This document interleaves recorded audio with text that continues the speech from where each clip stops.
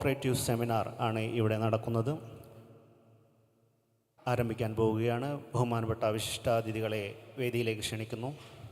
Shri Rajasekharanji, Shri N Sadanandan, honourable RBI director Shri Satish Maratheji, Shri advocate Karunakaran Nambiar, Shri Manayath Chandran, Shri Saju James, Shri D Prasannakumar, Shri NR Prathapan,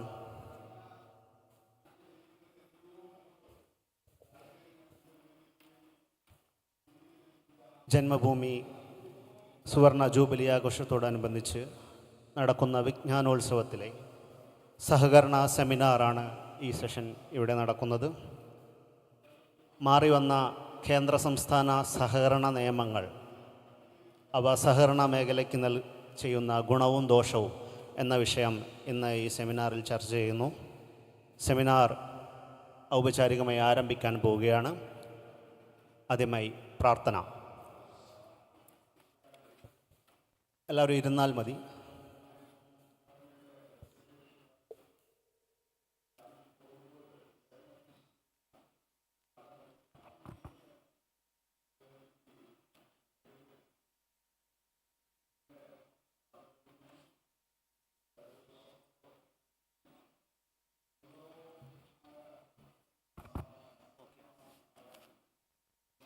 ദൈവമേ, നിൻ പാദപൂജ ചെയ്തിടുവാൻ ഞങ്ങൾക്കുള്ളിൽ എന്നും എന്നും മടിയാതെ തോന്നണമേ. ദൈവമേ, നിൻ പാദപൂജ ചെയ്തിടുവാൻ ഞങ്ങൾക്കുള്ളിൽ എന്നും എന്നും മടിയാതെ തോന്നണമേ.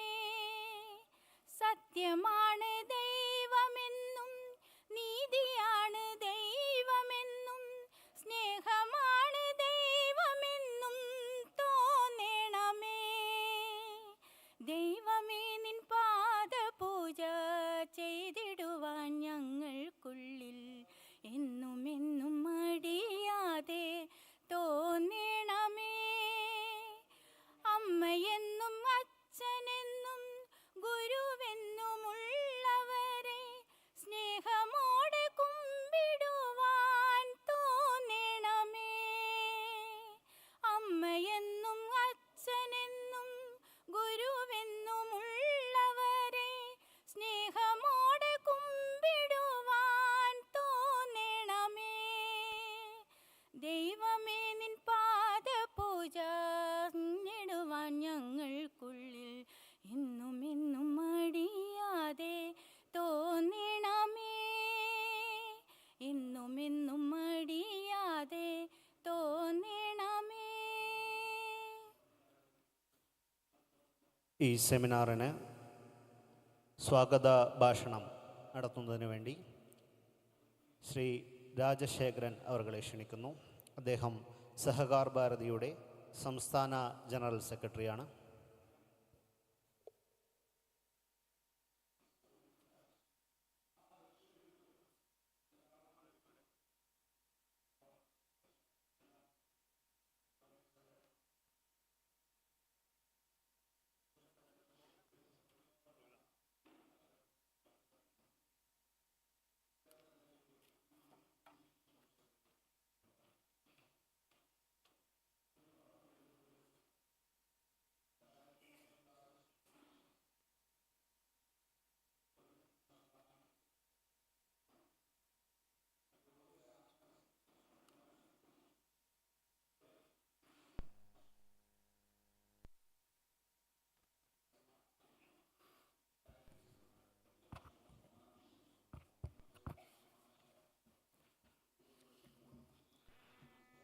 എല്ലാവരെയും ഈ സെമിനാറിലേക്ക് ഹാർദമായി സ്വാഗതം ചെയ്യുന്നു. ജന്മഭൂമി 50-ാം ആണ്ട് പൂർത്തീകരിക്കുന്ന ഈ സന്ദർഭത്തിൽ സുവർണ ജൂബിലി ആഘോഷമായിട്ടാണ് ഇത് ഇവിടെ സംഘടിപ്പിക്കപ്പെട്ടിട്ടുള്ളത്. കഴിഞ്ഞ 50 വർഷമായി പല പ്രതിസന്ധികളെ നേരിട്ടുകൊണ്ട് മുന്നേറുന്ന ജന്മഭൂമി. വായനക്കാരാണ് പിന്തുണ, ആദർശമാണ് ആവേശം, ദേശീയതയാണ് കരുത്ത് എന്ന കാര്യത്തിൽ ഊന്നി നിന്നുകൊണ്ടാണ് ജന്മഭൂമി ഇത്രത്തോളം വളർന്ന് വലുതായത്. അതിൻ്റെ ഭാഗമായിട്ട് ഇന്ന് സഹകരണ ഭാരതിയുടെ നേതൃത്വത്തിൽ ഇങ്ങനൊരു സമ്മേളനം സംഘടിപ്പിക്കുവാൻ, ഇങ്ങനൊരു സെമിനാർ സംഘടിപ്പിക്കുവാൻ അവസരം നൽകിയ ജന്മഭൂമിക്ക് ഈ അവസരത്തിൽ നന്ദി രേഖപ്പെടുത്തുകയാണ്. സഹകരണ ഭാരതിയെക്കുറിച്ച് 2 വാക്ക് പറയുവാൻ ഈ അവസരം ഉപയോഗിക്കുകയാണ്. 1979 ശ്രീ ലക്ഷ്മണറാവു ഇനാംദാർജിയുടെ നേതൃത്വത്തിൽ തുടങ്ങിയ സഹകരണ ഭാരതി ഇന്ന് ഭാരതത്തിൽ എല്ലാ സംസ്ഥാനങ്ങളിലും, എണ്ണം പറയുകയാണെങ്കിൽ 27 സംസ്ഥാനങ്ങളിലും ഏതാണ്ട് എല്ലാ ജില്ലകളിലും വളർന്ന് പന്തലിച്ച് നിൽക്കുന്ന ഒരു പ്രസ്ഥാനമാണ്. PACS, primary agriculture cooperative society cell മുതൽ ഫിഷറി സെല്ല് വരെ ഏതാണ്ട് 13 ആയാമങ്ങളിലൂടി വളർന്ന് വികസിച്ച് നിൽക്കുന്ന സഹകരണ ഭാരതി ഇത്തരണത്തിലൊരു സമ്മേളനം സംഘടിപ്പിക്കാൻ തയ്യാറായത് ഇന്ന് സാമ്പത്തിക രംഗത്ത് സഹകരണ പ്രസ്ഥാനത്തിൻ്റെ പങ്ക് എത്രമാത്രം പ്രാധാന്യം അർഹിക്കുന്നു എന്നതിനെ സംബന്ധിച്ച് ചിന്തിച്ചുകൊണ്ടാണ്. അതിനെ സംബന്ധിച്ചുള്ള വിശദമായിട്ടുള്ള കാര്യങ്ങൾ ഇവിടെ പ്രതിപാദിക്കുന്നുണ്ടാവും. ഞാൻ അതിലേക്ക് സമയക്കുറവുകൊണ്ട് കടക്കുന്നില്ല. ഇന്ന് നമ്മൾ ഈ സെമിനാറിൽ മുഖ്യ അതിഥിയായിട്ട് പങ്കെടുത്തിരിക്കുന്നത് ശ്രീ സതീഷ് മറാഠേജിയാണ്. സാമ്പത്തിക രംഗത്ത് ഇതിനോടകം തന്നെ വ്യക്തിമുദ്ര പതിപ്പിച്ച വ്യക്തിയാണ് സതീഷ് മറാഠേജി. അതുപോലെ ഒരു പ്രധാനപ്പെട്ട ബാങ്കറാണ്. മഹാരാഷ്ട്രയിൽ ഉൾപ്പെടെ നിരവധി ബാങ്കുകളുടെ നേതൃസ്ഥാനത്തിരുന്ന വ്യക്തിയാണ്. സഹകരണ ഭാരതിയുടെ സ്ഥാപക നേതാക്കന്മാരിൽ ഒരാളാണ്. സതീഷ് മറാഠേജിയാണ് ഈ സഹകരണ ഭാരതിയുടെ നിയമാവലിയും അതുപോലെയുള്ള രജിസ്ട്രേഷനൊക്കെ നടത്തിയത്. ഇന്ന് ജീവിച്ചിരിക്കുന്ന സ്ഥാപകരിൽ ഒരാളാണ് സതീഷ് മറാഠേജി. അദ്ദേഹത്തിൻ്റെ നേതൃത്വത്തിൽ ഇന്ന് സഹകരണ ഭാരതി മുന്നോട്ട് പോവുകയാണ്. അദ്ദേഹത്തിൻ്റെ സാന്നിധ്യം ഈ സെമിനാറിന് വലിയൊരു കരുത്ത് പകരും എന്ന് ചിന്തിച്ചുകൊണ്ട് അദ്ദേഹത്തെ ഈ യോഗത്തിൻ്റെ പേരിൽ, സഹകരണ ഭാരതിയുടെ പേരിൽ ഹാർദവമായി സ്വാഗതം ചെയ്യുന്നു. ഇന്ന് ഈ യോഗത്തിൽ അധ്യക്ഷപദം അലങ്കരിക്കുന്നത് നമുക്കെല്ലാം സുപരിചിതനായ കോഴിക്കോടിൻ്റെ സഹകരണ മുഖം എന്ന് വിശേഷിപ്പിക്കാവുന്ന ബഹുമാനപ്പെട്ട സദാനന്ദൻ അവറുകളാണ്. സദാനന്ദേട്ടൻ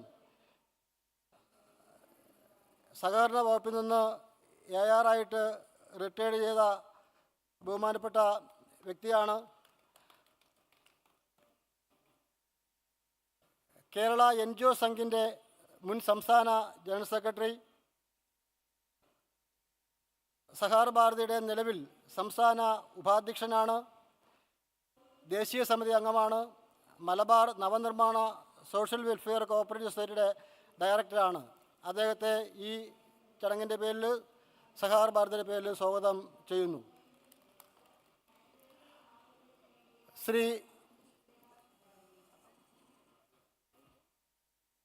ശ്രീ മനയത്ത് ചന്ദ്രൻ അവറുകൾ നിലവിൽ ഏറാമല സർവീസ് സഹകരണ ബാങ്ക് ചെയർമാൻ, പാക്സ് അസോസിയേഷൻ സംസ്ഥാന vice president, library council joint secretary, Kozhikode ജില്ലാ സഹകരണ ബാങ്കിൻ്റെ മുൻ പ്രസിഡന്റ്, ലൈബ്രറി കൗൺസിലിൻ്റെ മുൻ ഓണററി സെക്രട്ടറി ആയിരുന്നു. അദ്ദേഹത്തെ ഈ ചടങ്ങിലേക്ക് ഹാർദമായി സ്വാഗതം ചെയ്യുന്നു.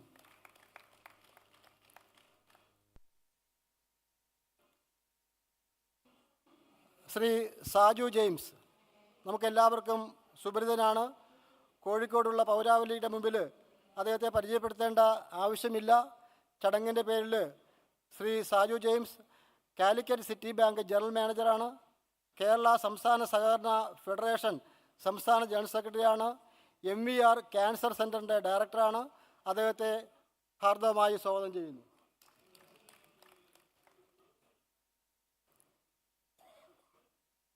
ബഹുമാനപ്പെട്ട അഡ്വക്കേറ്റ് K. കരുണാകരൻ നമ്പ്യാർ. കരുണാകർജിയെ സഹകരണ ഭാരതി പ്രവർത്തകരുടെ മുമ്പിൽ പരിചയപ്പെടുത്തേണ്ട ആവശ്യമില്ല. കേരളത്തിൻ്റെ സഹകരണ ഭാരതിയുടെ മുഖം. നിരവധി വർഷമായിട്ട് ഈ പ്രവർത്തനങ്ങൾക്ക് നേതൃത്വം കൊടുക്കുന്നു.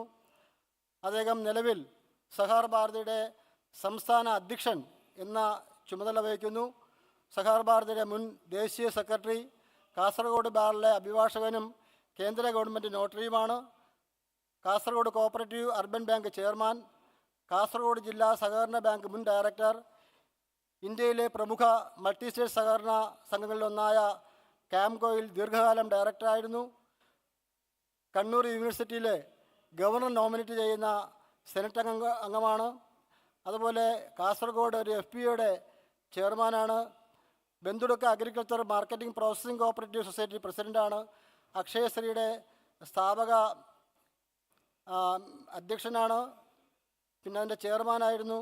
കേന്ദ്ര സർക്കാരിൻ്റെ സ്ഥാപനമായ NCCTയുടെ മുൻ ഡയറക്ടറാണ്. എന്നീ നിലകളിൽ പ്രവർത്തിച്ച് വ്യക്തിമുദ്ര പതിപ്പിച്ച കരുണാകർജി അദ്ദേഹമാണ് ഇന്നിവിടെ വിഷയ അവതരണം നടത്തുന്നത്.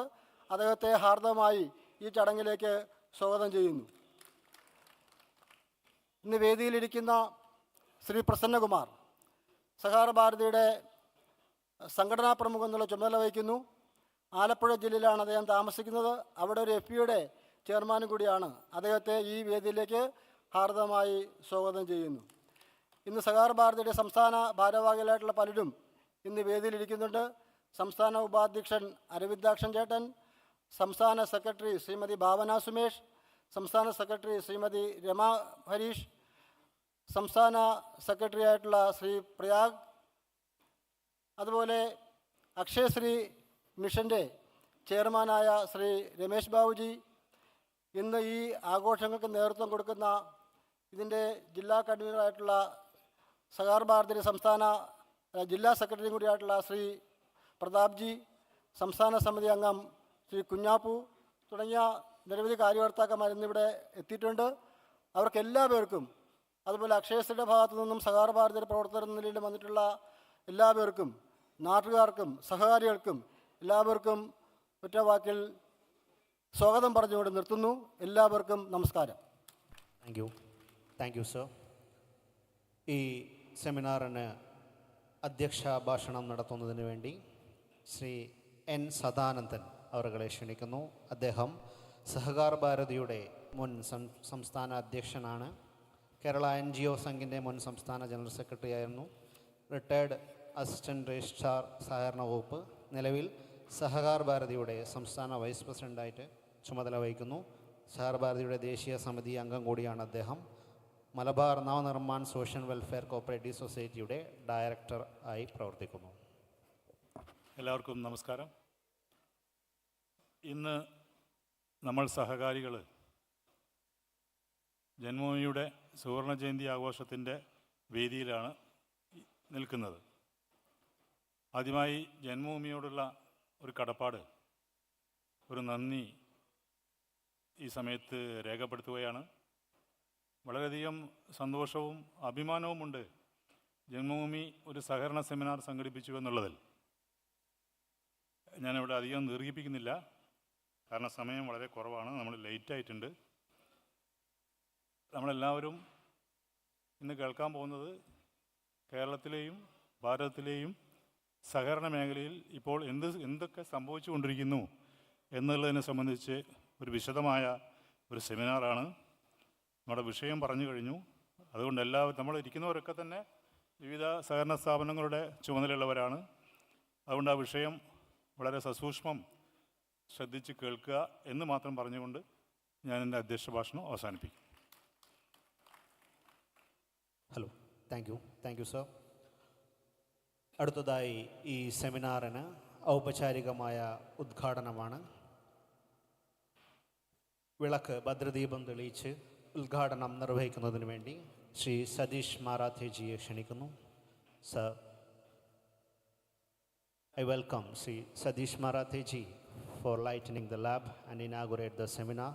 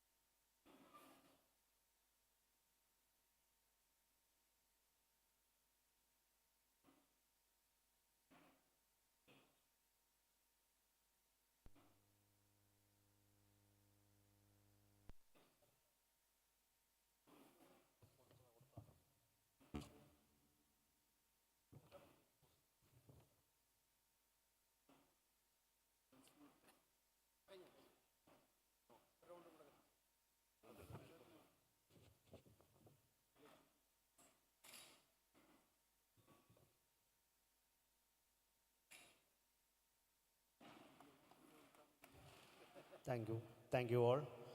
അടുത്തതായി ഉദ്ഘാടന ഭാഷണത്തിന് വേണ്ടി ശ്രീ സതീഷ് മാറാത്തേജിയെ ക്ഷണിക്കുന്നു. അദ്ദേഹം റിസർവ് ബാങ്ക് ഓഫ് ഇന്ത്യയുടെ ഡയറക്ടറാണ്. നാഷണൽ ഹൗസിംഗ് കോർപ്പറേഷൻ്റെ ഡയറക്ടറായി ചുമതല വഹിക്കുന്നു. അതേപോലെ തന്നെ Indian institute of insolvency professionals ICAIയുടെ ഇൻഡിപെൻഡൻറ്റ് ഡയറക്ടറാണ്. അദ്ദേഹം executive committee of national council of cooperative training NCCTയുടെ മെമ്പറായിട്ട് പ്രവർത്തിക്കുന്നു. അതേപോലെ member of government of India appointed expert committee to study the relevance and applicability of three-tier short-term cooperative credit structure. Central ഗവൺമെൻറ്റിൻ്റെ committee മെമ്പറാണ്. അദ്ദേഹത്തെ വിനയപുരസരം ഈ സെമിനാർ ഉദ്ഘാടനം ചെയ്ത് സംസാരിക്കാൻ വേണ്ടി ക്ഷണിക്കുന്നു. I welcome Shri Satish Maratheji for inauguration address.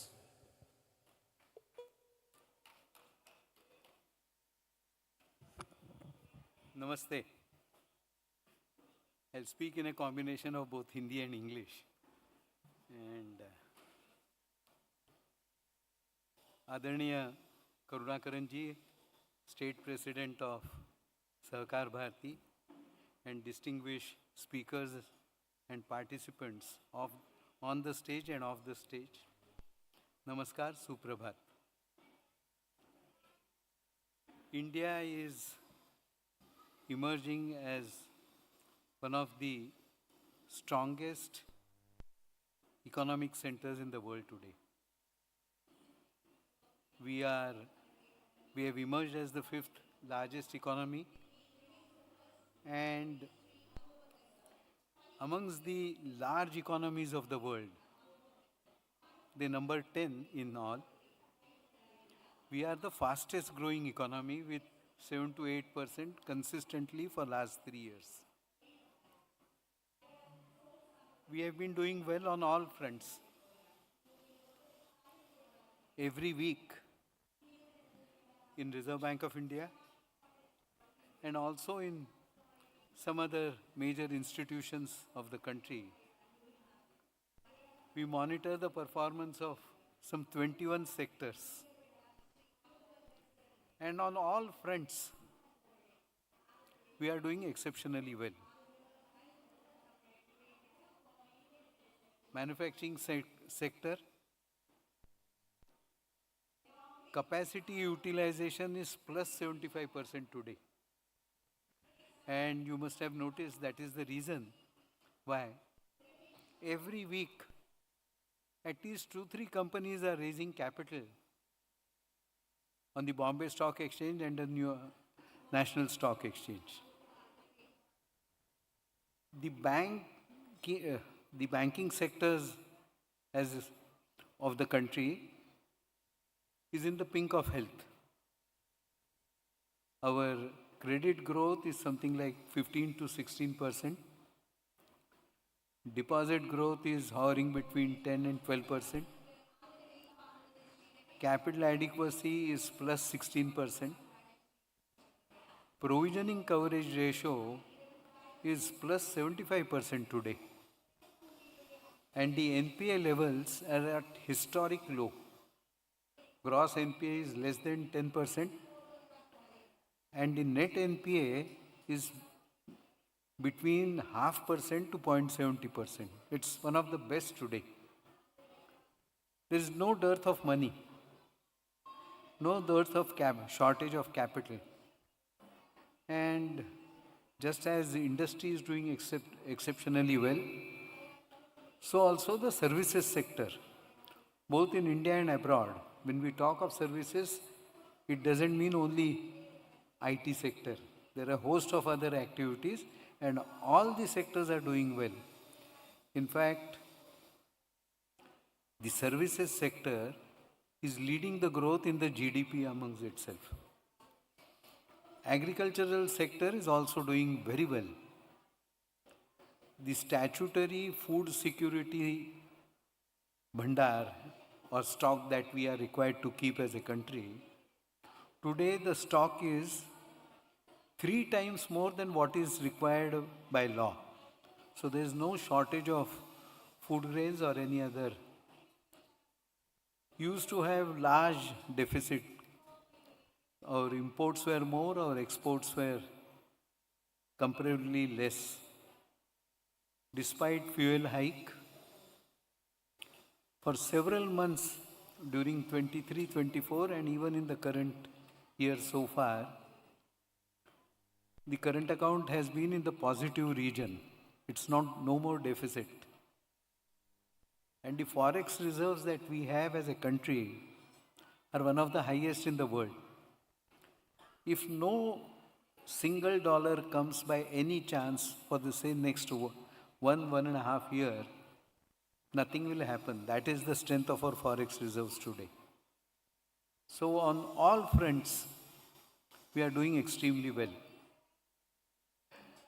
About 25 crore plus people came out of poverty in last 10 years. No, not many newspapers have carried this report as extensively as it should have been carried out. But a lot needs to be written on this aspect, because pulling out 25 crore people from poverty levels is something rare. And that is what should be acknowledged and should be celebrated. So also, the household incomes across segments, across the country, have substantially increased in the last 8 to 10 years. This is giving a big push to our economic activity. And that is one of the reasons why our economy has been growing consistently at more than 7 to 8%. Adoption of technology, or as we call it, the public digital infrastructure, is one of the finest in the world today. Even the developed countries look to India as model for payment systems. The ease with which हम आसानी से payment करते हैं, QR code का use करते हैं, is something unique. These things are not existing even in developed countries today. And in the G20 finance track meetings, they are looking to India for sharing our experience and the way we are working. You will be surprised that on a single day, these days, Digital transactions are 50 crore and more, 50 crores and more. And the value of these transactions, small and big, is hovering around 65,000 crores per day. That is the strength of our payment systems. And as a consequence, we have been doing exceptionally well on the economic front. 3 or 4 major initiatives, particularly in the last 10 years, have given a big fillip to our economic activity. First was, though we had a lot of difficulties initially, on 2 fronts. One was demonetization. It has really formalized the economy. It has also brought in a lot of economy in the organized financial system. Initially, we faced problems in getting the notes that we wanted. We faced difficulties in exchanging, but then that is a thing of the past now. We have come out of demonetization, but it has helped the economy to a great extent. Second was introduction of GST, One India, One Market. Many countries in the world have implemented this model, but they have taken more than 10 years to stabilize it. In our country, with all the difficulties and the glitches, we have been successfully able to implement the GST and creating a unified market for the entire country. This has also formalized the economy to a great extent. As we go ahead, more and more reforms will come in the GST, and it will further smoothen the process, because we have more than 50,000 items that attract taxes across both in states and the center. So it's not an easy task, yet GST has been successful. And the third important aspect which the government did was bringing in the RERA, regulation of real estate. That has also helped the Indian sector, Indian reality sector. And today, you will be surprised that Indian reality sector, including construction, both commercial and residential, we have emerged as the third largest sector in Asia Pacific region. And the maximum amount of FDI is coming in this sector these days. We have a large target, home for every Indian, every Indian citizen, and I am sure that in the years to come, not far too distant, आने वाले 5-7 सालों में, we should be having a pakka home for every Indian citizen. And reality sector is not only relating to construction and housing. Directly and indirectly, you will be surprised to know, it supports 55 types of industry in the country, which is giving a multiplier effect for the growth of our economy.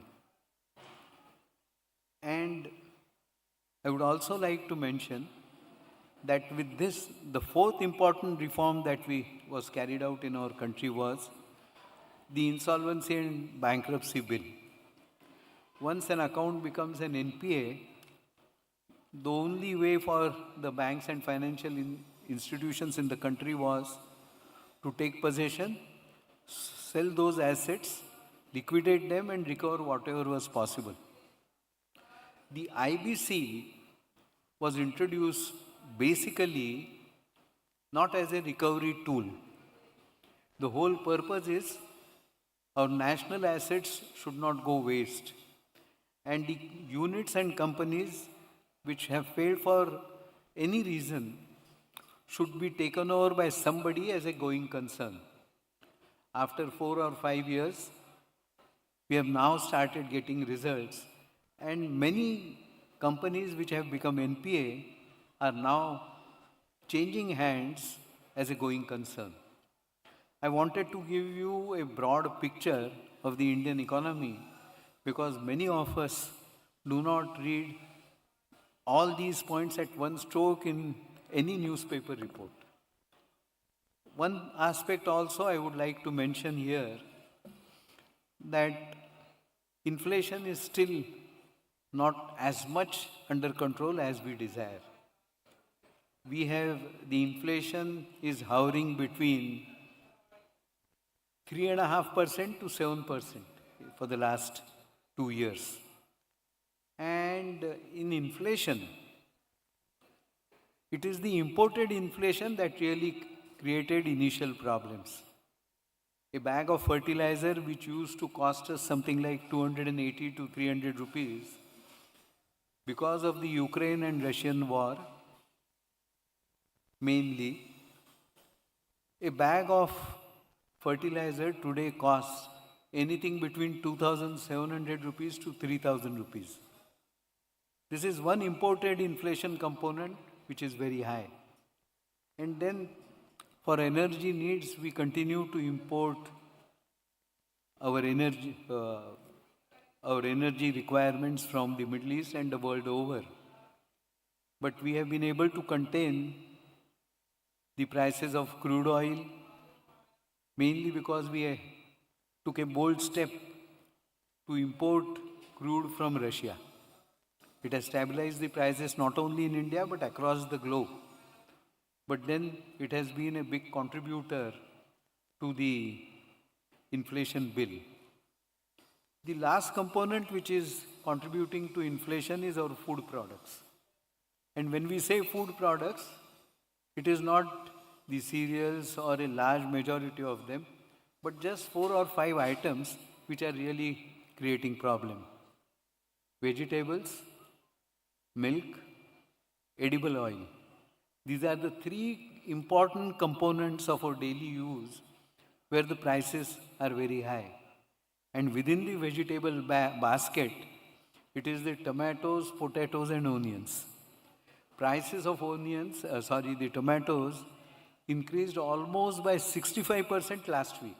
I don't know whether everybody of you have noticed it, but tomatoes have become the costliest items in last 15 days. So also is the case with potatoes. It increased by about 45%.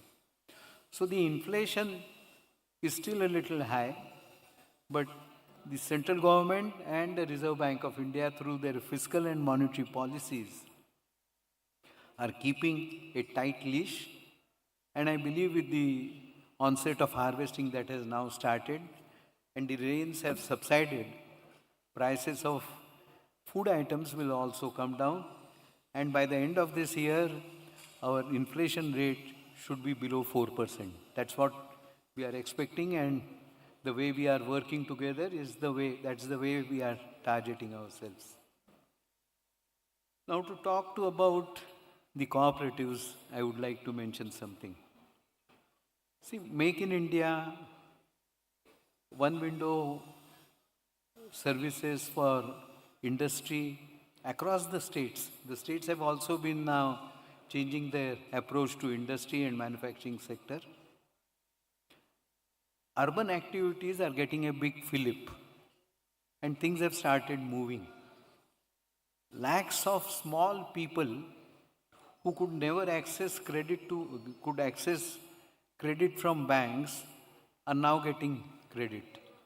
The QR code revolution is something unique. Even a small vendor has a QR code these days, apart from shopkeepers and other big places. And a credit history is getting generated automatically. A person who would not easily get credit in the past, the banks are now willing to provide the credit. And that is one of the major reasons why the income levels continue to rise in urban areas across all segments. In fact, if you study one of the recent reports published by the State Bank of India, income levels are rising, particularly of citizens whose income is less than 5 lakhs. Their income levels have been rising continuously. So the focus of the government has now shifted, central government, particularly towards the rural areas. We have major missions, we have major activities, and that is the why Government of India and Sahakar Bharati will rightly take credit for that. हम government से बहुत दिनों से बोल रहे थे कि आप कोऑपरेशन के लिए एक नई मिनिस्ट्री केंद्र में बनाइए, और जब मैं वहाँ केंद्र में मंत्रियों से मिलता था, पॉलिटिकल लीडर्स से मिलता था, आईएएस ऑफिसर्स से मिलता था, तो वो मुझे पूछते थे कि 2-5 हज़ार कोऑपरेटिव सोसाइटीज़ हैं मल्टी स्टेट कोऑपरेटिव एक्ट में, तो क्या उनके लिए हम एक स्वतंत्र मिनिस्ट्री बनानी चाहिए? It has been a part of agriculture ministry, वो काम कर रही है। तो हम सहकार भारती से उनको बोलते थे कि you are forgetting ignoring the larger picture, बड़ा चित्र आप भूल रहे हैं। भारत में 8.5 लाख से अधिक कोऑपरेटिव सोसाइटीज़ पूरे देश में हैं, और इन सब सोसाइटीज़ को एक नेशनल पॉलिसी की बहुत बड़ी आवश्यकता है। ये सब 8.5 लाख सहकारी समितियों में लगभग 4.5 से 4.25 lakh, 4.5 to 4.75 lakh are institutions engaged in economic activity. So we need a proper policy, and we need capacity building and training for the directors and employees of these cooperative societies. And moreover, मैंने तो बहुत बार पहले भी कहा है, फिर कुछ लोगों के लिए रिपीट होगा, बट 91 में जब हमने लिबरलाइजेशन का प्रोसेस अपने देश में शुरू किया, तो लिबरलाइजेशन वाज नेसेसरी, ज़रूरत थी, वो हमने ठीक किया। बट उसका बेनिफिट किसे हुआ? जब हम आज इतने वर्षों के बाद भी एनालिसिस करते हैं तो ध्यान में आता है the benefit has gone to only 3 sectors. एक है प्राइवेट सेक्टर, जिनको उसका लाभ हुआ लिबरलाइजेशन और रिफॉर्म्स के प्रोसेस का। दूसरा बेनिफिट हुआ मल्टीनेशनल कंपनीज को, और तीसरा, वो भी मर्यादित स्वरूप में, स्टेट और सेंट्रल गवर्नमेंट की जो पब्लिक सेक्टर एंटरप्राइजेस है उनमें से कुछ संस्थाओं को। बट जिस देश में के कोऑपरेटिव सेक्टर जो 30 करोड़ लोगों से जुड़ा हुआ है, it is connected with more than 30 crore of our population, इस सेक्टर को इस लिबरलाइजेशन के प्रोसेस का कोई लाभ नहीं हुआ। We have not been, it has never been of any advantage to us, nor have been there any reforms. यानी महाराष्ट्र, गुजरात और कर्नाटक, ये तीनों राज्यों ने उनकी, तमिलनाडु का भी, ये 4 राज्यों के जो कानून हैं cooperative act, they are of British time, और आज भी हम उन कानूनों को देखेंगे तो हमारे कानून जैसे ब्रिटिश के पीरियड में थे वैसे ही लगभग आज हैं। रिफॉर्म्स बहुत हुए, अमेंडमेंट्स समय समय पर बहुत हुई, but the focus has not change on the cooperative laws in any of the states, particularly these 4 states which have one of the oldest cooperative acts. और फोकस कोऑपरेटिव सेक्टर के acts का रहा है रेगुलेशन एंड कंट्रोल। आपको शायद जानकारी होगी कि cooperative was a subject of the central government in 1934। 34 में जब हमारे देश में लोकल सेल्फ गवर्नमेंट्स आई, तब corporation was shifted to state subject, but ब्रिटिशों ने उसको सेंट्रल लिस्ट में रखा कि any time anywhere they want to intervene उनके पास रहेगा। तो ये सब कानून के जो अप्रोच रहा है वो रेगुलेशन एंड कंट्रोल रहा है। Growth and development has never been the focus of the cooperative law. अपने देश में 2 महा पॉलिटिकल हस्तियाँ, पॉलिटिकल लीडर्स हो गए जिन्होंने कोऑपरेटिव के तरफ असलियत में बेसिक मुद्दों को जाकर ध्यान से देखा। एक थे आंध्र प्रदेश के ex chief minister NT. Ramarao, जिन्होंने देश का पहला ऑटोनमस कोऑपरेटिव लॉ उनके स्टेट में लाया, और दूसरा जो लाया वो अटल बिहारी वाजपेयी जब केंद्र में प्राइम मिनिस्टर थे, तब उन्होंने मल्टी स्टेट कोऑपरेटिव एक्ट को लिबरल बनाया। बट आज हम देखते हैं तो बहुत सारे राज्यों ने, इंक्लूडिंग आंध्र प्रदेश और तेलंगाना ने, एन.टी. रामाराव जी ने जो ऑटोनोमस एक्ट लाया था उसको बंद करके रख दिया है। Again it is the state control. तो इसके तरफ विशेष ध्यान देने की आज आवश्यकता है। और केंद्र में जब सेपरेट कोऑपरेशन मिनिस्ट्री बनी तब उसका उद्देश्य उन्होंने रखा प्रॉस्पेरिटी थ्रू कोऑपरेटिव्स, सहकारिता से समृद्धि। तो हम लगातार केंद्र और राज्य सरकारों से सहकार भारती बात कर रही है कि आपको कोऑपरेटिव सेक्टर को कानून में परिवर्तन करने की आवश्यकता है। आज ग्रामीण इलाकों में income patterns have change. Agriculture income is only about 35% and non-farm activity is generating 65%. तो 65% को फाइनेंस कौन करेगा? Who will extend credit? That is the need of the hour.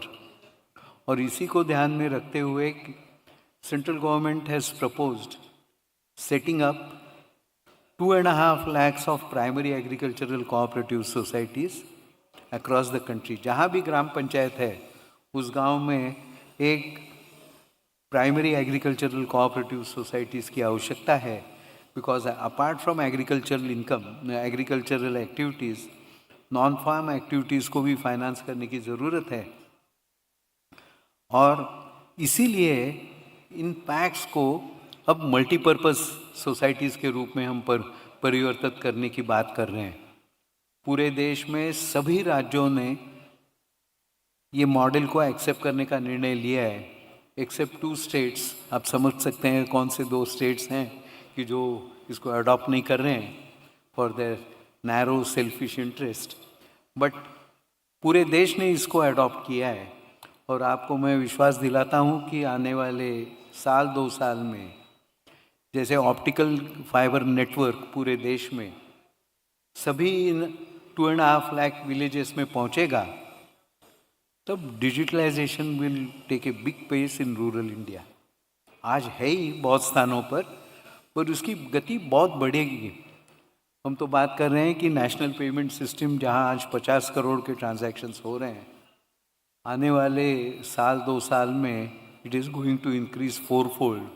और NPCI की आज की कैपेसिटी 80 करोड़ ट्रांजैक्शन हैंडल करने की है, तो it will have to be increase to 4 times more the capacity. That's how we are visualizing.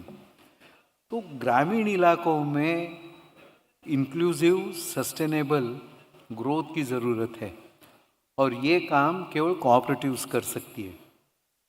Delivery of credit की बात भी ज़रूरत है। जितनी इन्वेस्टमेंट अर्बन एरियाज़ में अपने देश में होती रही है उसकी तुलना में ग्रामीण इलाकों में बहुत कम होती है।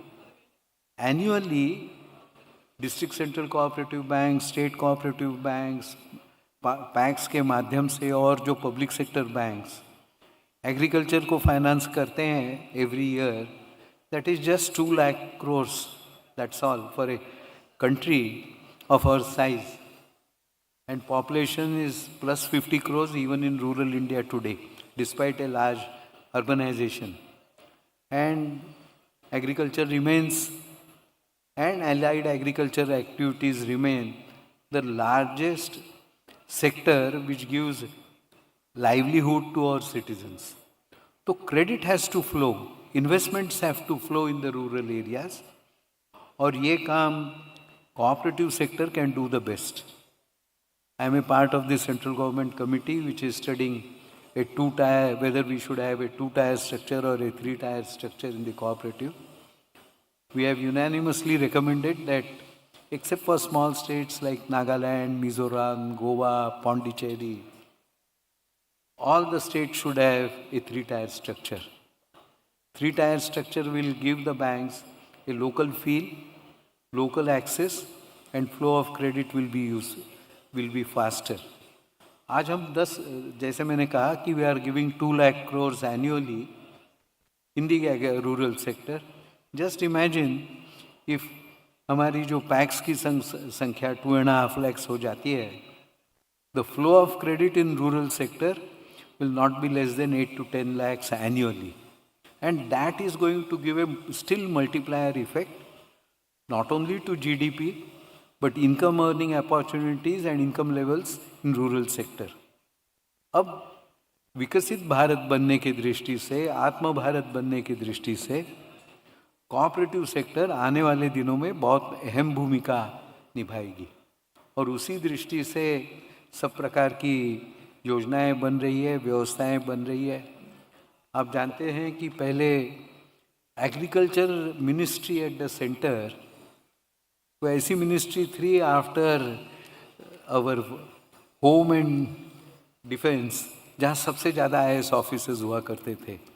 आई रिमेंबर इन 2014 एग्रीकल्चर मिनिस्ट्री में 36 IAS officers and 1 minister. You can imagine how difficult it was. पिछले 8-10 वर्षों में a lot of new ministries have been carved out of agriculture ministry. Dairy और फिशरीज के लिए नई मिनिस्ट्री बनाई, वाटर रिसोर्सेज के लिए नई बनाई, एग्रीकल्चरल प्रोसेसिंग के लिए, एग्रो प्रोसेसिंग के लिए नई मिनिस्ट्री बनाई। तो ग्रामीण इलाकों के तरफ बहुत बड़ा ध्यान केंद्र का रहने वाला है and the medium is going to be cooperatives. एक बात आपको मैं ज़रूर कहना चाहूँगा कि just as the banking system is doing well in the country, cooperative banking sector has also improved. इस साल के अभी 24 के फिगर्स पब्लिश होंगे, I can share more details. But out of 350 district central banks which are serving 500 districts, we have 750 districts roughly, but district central banks are only 350, और ये 350 में से 300 banks were profitable। और जो हमारे देश के सभी राज्यों के और यूनियन टेरिटरीज में एक स्टेट कोऑपरेटिव बैंक रहती है, उस बैंक में 4-5 छोटे राज्यों के स्टेट कोऑपरेटिव बैंक्स को छोड़ दिया तो लगभग सभी state cooperative banks are also profitable this year. They are also meeting the capital adequacy norms. तो we are on the threshold of taking a big jump in the cooperative sector. और जिस पद्धति से पैक्स की संख्या बढ़ेगी, उसी पद्धति से हम सोच रहे हैं कि हमारे यहाँ प्राइमरी मिल्क सोसाइटीज़ भी बहुत बढ़ेगी।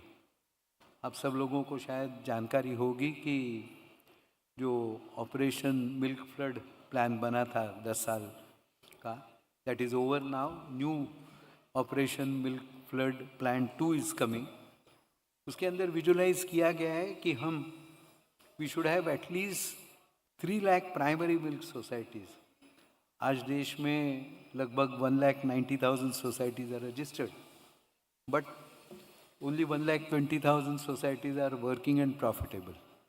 So there is huge scope for increasing the activity of the primary milk societies. We have a huge coastal land and we have a lakhs of large water bodies in our country. तो यहाँ fishing भी बहुत बड़ी मात्रा में हम develop कर सकते हैं। So fisheries will also be a major thrust area for generating income earning opportunities as we go ahead. तो ग्रामीण इलाकों में, कोस्टल इलाकों में, other than urban and metropolitan areas में इकोनॉमिक एक्टिविटी बढ़े, इनकम लेवल्स बढ़े, इनकम अर्निंग अपॉर्चुनिटीज़ बढ़े। इस दृष्टि से पूरा फोकस हमारे नीति आयोग का, हमारी केंद्र सरकार की और राज्य सरकार की पॉलिसीज़ का है, सभी राज्यों में। केरल में भी वैसा ही कुछ है। Not necessarily they follow the central government projects, वो अपने खुद के बनाते हैं, but their focus is also on the same lines. But ये सबको यदि गति आनी है तो हमें नया कोऑपरेटिव लॉ हर एक राज्यों में बनाने की आवश्यकता है। It has to be rewritten, it has to be rewritten in the context of the current economic scenario. और मैं अभी समय कम है, उसके कारण ज़्यादा तो उसके ऊपर नहीं कहूँगा, but way back in 1992 international cooperative alliance and international labour organisation का एक मीटिंग मंगोलिया की कैपिटल में उलन बटोर में हुआ था। और उस कॉन्फ्रेंस की ने कुछ गाइडलाइंस इशू किए। They didn't tell any state government or any country कि आपका कोऑपरेटिव लॉ ऐसे बनाइए, ये रखिए, वो मत कीजिए। तो उन्होंने कहा कि कोऑपरेटिव लॉ जो बनाएंगे वो बनाने के लिए हम गाइडिंग प्रिंसिपल्स हम आप सबको देते हैं। It is high time for the country, both at the center and the states, to look to those guiding principles, और जो भी प्रदेश अपने प्रदेश का विकास गतिमान करना चाहते हैं, ग्रामीण इलाकों में प्रॉस्पेरिटी लाना चाहते हैं, इनकम अर्निंग अपॉर्चुनिटीज़ बढ़ाना चाहते हैं, इनकम लेवल बढ़ाना चाहते हैं, उन सब राज्यों में इट इज़ हाई टाइम वो उन्होंने अपने कोऑपरेटिव लॉ को नज़दीक से देखे, रीराइट करे। I am not citing make amendments, because आज का कानून सभी देश, पूरे देश में कानून जो है वो is for regulation and control. हमारे registrar have become Brahma Vishnu Mahesh of the cooperative. और बहुत राज्यों के कोऑपरेटिव एक्ट में there are two group of words which are really killing the autonomy independence of the cooperatives. Maharashtra के कोऑपरेटिव एक्ट में to the satisfaction of the registrar, एक शब्द लिख, ये 4 शब्द लिख दे, to the satisfaction of the registrar, then he can do and undo anything, make or unmake anything. Nobody is going to ask him, how have you satisfied yourself to the satisfier? उसके कोई norms नहीं है, उसकी कोई objectivity नहीं है, and then the interference starts. And the second is group of words is in public interest. Who decides and what is the criteria of having a public interest? जब तक ये वेग रहेंगे ऐसे शब्दों की ग्रुपिंग्स कोऑपरेटिव एक्ट में, there can only be discrimination, interference and lack of operational freedom for the cooperative sectors. Cooperative की विशेषताएं हम सब लोगों को ध्यान में रखना चाहिए। Basically it is a distinct form of ownership, it is an economic activity, and cooperatives institutions are institutions, though they make profit, their objective is not profit. तो उसी कारण even the institute of chartered accountants जब grouping करते हैं तो non profit organisations में cooperative को डाल देते हैं, बिकॉज और ऑब्जेक्टिव इज़ नॉट प्रॉफिट। हम प्रॉफिट देते हैं, करते हैं, और करना भी चाहिए सब कोऑपरेटिव्स को, for their development, for capital investment, to remain strong and healthy, to meet any unexpected risk, तो प्रॉफिट तो हम करेंगे। बट आज हम क्या करते हैं, after once the results are declare, जो हम डिविडेंड देते हैं, it ranges from different institutions between 9% to 12%. Exceptionally, some institutions give 15 or 18%, but that is rare. Generally, it is between 9. So this return is much higher than what we get on fixed deposit receipts.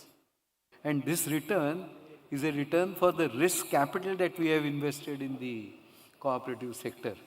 That's why after distribution, this dividend, what remains surplus is retained in the working of the cooperative societies, और उसके कारण उनका network बढ़ता है।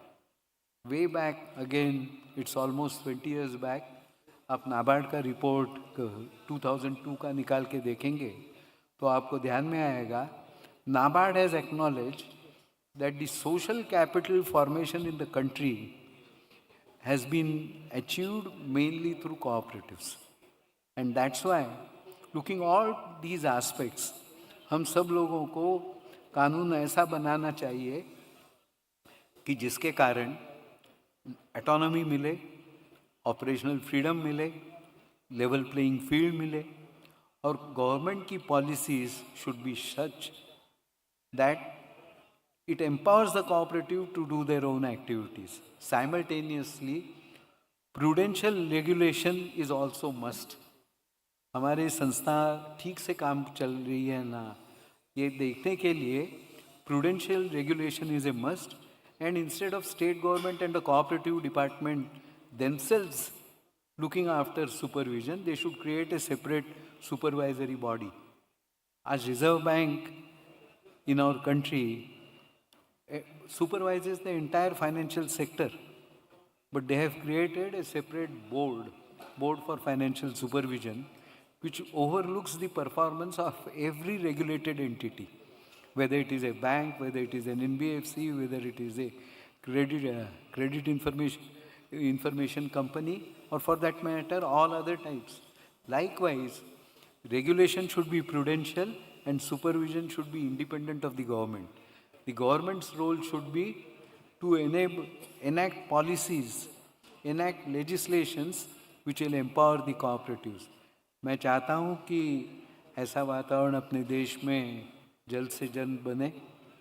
हम सब सहकार भारती और cooperative sector में जो काम करती है ऑर्गेनाइजेशंस इस दृष्टि से प्रयास करें, और इस हमारे प्रयास में मीडिया भी हमको साथ दे. जस्ट बिकॉज ये जन्मभूमि का कार्यक्रम है इसके लिए नहीं बोलता हूँ, but visibility of the cooperative sector और उसके प्रश्न जो हैं, उनके सामने जो चैलेंजेस हैं, ये मीडिया ने हाईलाइट करने की आज बहुत बड़ी आवश्यकता है. इसी के साथ मेरा निवेदन पूर्ण करता हूँ. आयोजकों ने मुझे यहाँ आपके से मिलने के लिए, आपके सामने कुछ विषय रखने के लिए निमंत्रण दिया, उनके आभार व्यक्त करता हूँ. धन्यवाद. नमस्कार. Thank you sir. Thank you for your informative and inspiring speech. Thank you. അടുത്തതായി ഉപഹാര സമർപ്പണമാണ്. സഹകാർ ഭാരതിക്ക് വേണ്ടി ഉപഹാരം സമർപ്പിക്കുന്നതിന് സഹകാർ ഭാരതിയുടെ ജില്ലാ അധ്യക്ഷൻ ശ്രീ ഷാജി ചെറുപ്പ അവരെ ക്ഷണിക്കുന്നു. ഉപഹാരം ഏറ്റുവാങ്ങാൻ ശ്രീ സതീഷ് മറാത്തേജിയെ ക്ഷണിക്കുന്നു. Sir, please accept our small token of gratitude.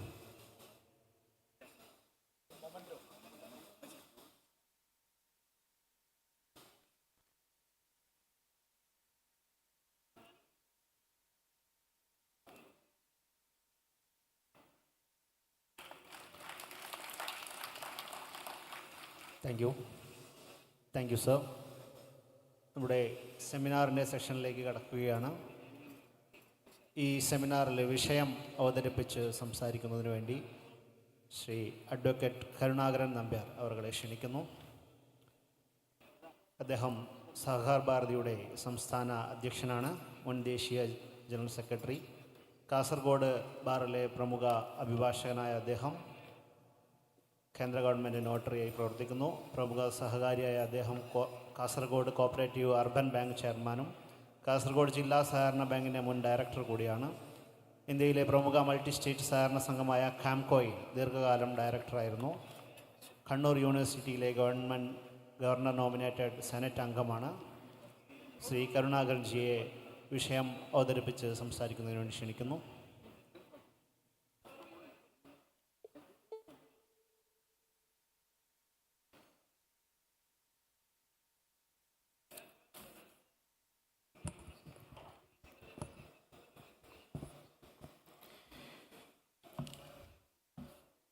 ബഹുമാന്യനായ അധ്യക്ഷൻ ശ്രീ എൻ സദാനന്ദൻ, ആദരണീയനായ ഉദ്ഘാടകൻ റിസർവ് ബാങ്കിൻ്റെ ഡയറക്ടർ ശ്രീ സതീഷ് മറാട്ടെ അവരെ, വേദിയിലിരിക്കുന്ന ആദരണീയരായ വ്യക്തികളെ, സന്നിഹിതരായിരിക്കുന്ന സഹകാരികളെ, നമസ്കാരം. ഇവിടെ ഈ പരിപാടി ഒരല്പം വൈകിയാണ് പോയിക്കൊണ്ടിരിക്കുന്നത്. ജന്മഭൂമി എന്ന മലയാളത്തിലെ ദേശീയ ദിനപത്രമായ ജന്മഭൂമിയുടെ സുവർണ ജൂബിലി ആഘോഷം നടക്കുന്ന ഈ വേളയിൽ സഹകരണ മേഖലയെ സംബന്ധിച്ച ഒരു സെമിനാർ സംഘടിപ്പിച്ചതിൽ ആദ്യമായി ജന്മഭൂമിയോട് ഞങ്ങൾക്കുള്ള ഒരു വലിയ നന്ദി ഇവിടെ രേഖപ്പെടുത്തുകയാണ്. എല്ലാ മേഖലയിലും ഇന്ന് സഹകരണ പ്രസ്ഥാനത്തിന് കിട്ടിക്കൊണ്ടിരിക്കുന്ന ഒരു വലിയ അംഗീകാരവും പ്രോത്സാഹവും സ്വാഭാവികമായും ജന്മഭൂമിയുടെ പരിപാടിയിലും വന്നിരിക്കുകയാണ്. ഇതൊരു മാധ്യമധർമ്മം എന്ന് വിശേഷിപ്പിച്ചാൽ തെറ്റാവുകയില്ല. മാധ്യമങ്ങൾക്കൊരിക്കലും അവഗണിക്കാൻ സാധിക്കാത്ത ഒരു മേഖലയായി സഹകരണ പ്രസ്ഥാനം ഇന്ന് വളർന്നു കഴിഞ്ഞിരിക്കുകയാണ്. നമ്മുടെ രാഷ്ട്രം 75 വർഷം, സ്വതന്ത്ര ഭാരതം 75 വർഷം പൂർത്തിയാക്കി 100-ാം വർഷത്തിലേക്കുള്ള അമൃതകാല പ്രയാണം ആരംഭിച്ചിരിക്കുകയാണ്. നമ്മുടെ രാജ്യം സ്വതന്ത്രമായി 100 വർഷം പൂർത്തിയാകുമ്പോഴത്തേക്കും ഈ രാജ്യത്തിൻ്റെ അവസ്ഥ എന്തായിരിക്കണമെന്ന വളരെ സുന്ദരമായ ഒരു സ്വപ്നം മുന്നിൽ വെച്ചുകൊണ്ടാണ് നമ്മളെല്ലാം മുന്നോട്ട് പോകുന്നത്. ഈ പ്രയാണത്തിന് തുടക്കം കുറിച്ചുകൊണ്ടാണ് ആദരണീയനായ ഭാരതത്തിൻ്റെ പ്രധാനമന്ത്രി ശ്രീ നരേന്ദ്രമോദിജി പറഞ്ഞത്, ഭാരതത്തിൻ്റെ അഭിവൃദ്ധി സഹകരണത്തിലൂടെ എന്ന്. സഹകാർ സേ സമൃദ്ധി, ഇതാണ് ഭാരത സർക്കാർ പ്രഖ്യാപിച്ച ഒരു മുദ്രാവാക്യം. സ്വതന്ത്ര ഭാരതത്തിൽ സഹകരണ മന്ത്രാലയം എന്ന് പറയുന്നത് കൃഷി വകുപ്പിൻ്റെ കീഴിലായിരുന്നു. ചരിത്രത്തിൽ ആദ്യമായി ഭാരതത്തിന് ദേശീയ തലത്തിൽ ഭാരത സർക്കാരിന് കീഴിൽ ഒരു സ്വതന്ത്ര സഹകരണ മന്ത്രാലയം ഉണ്ടായിരിക്കുന്നു.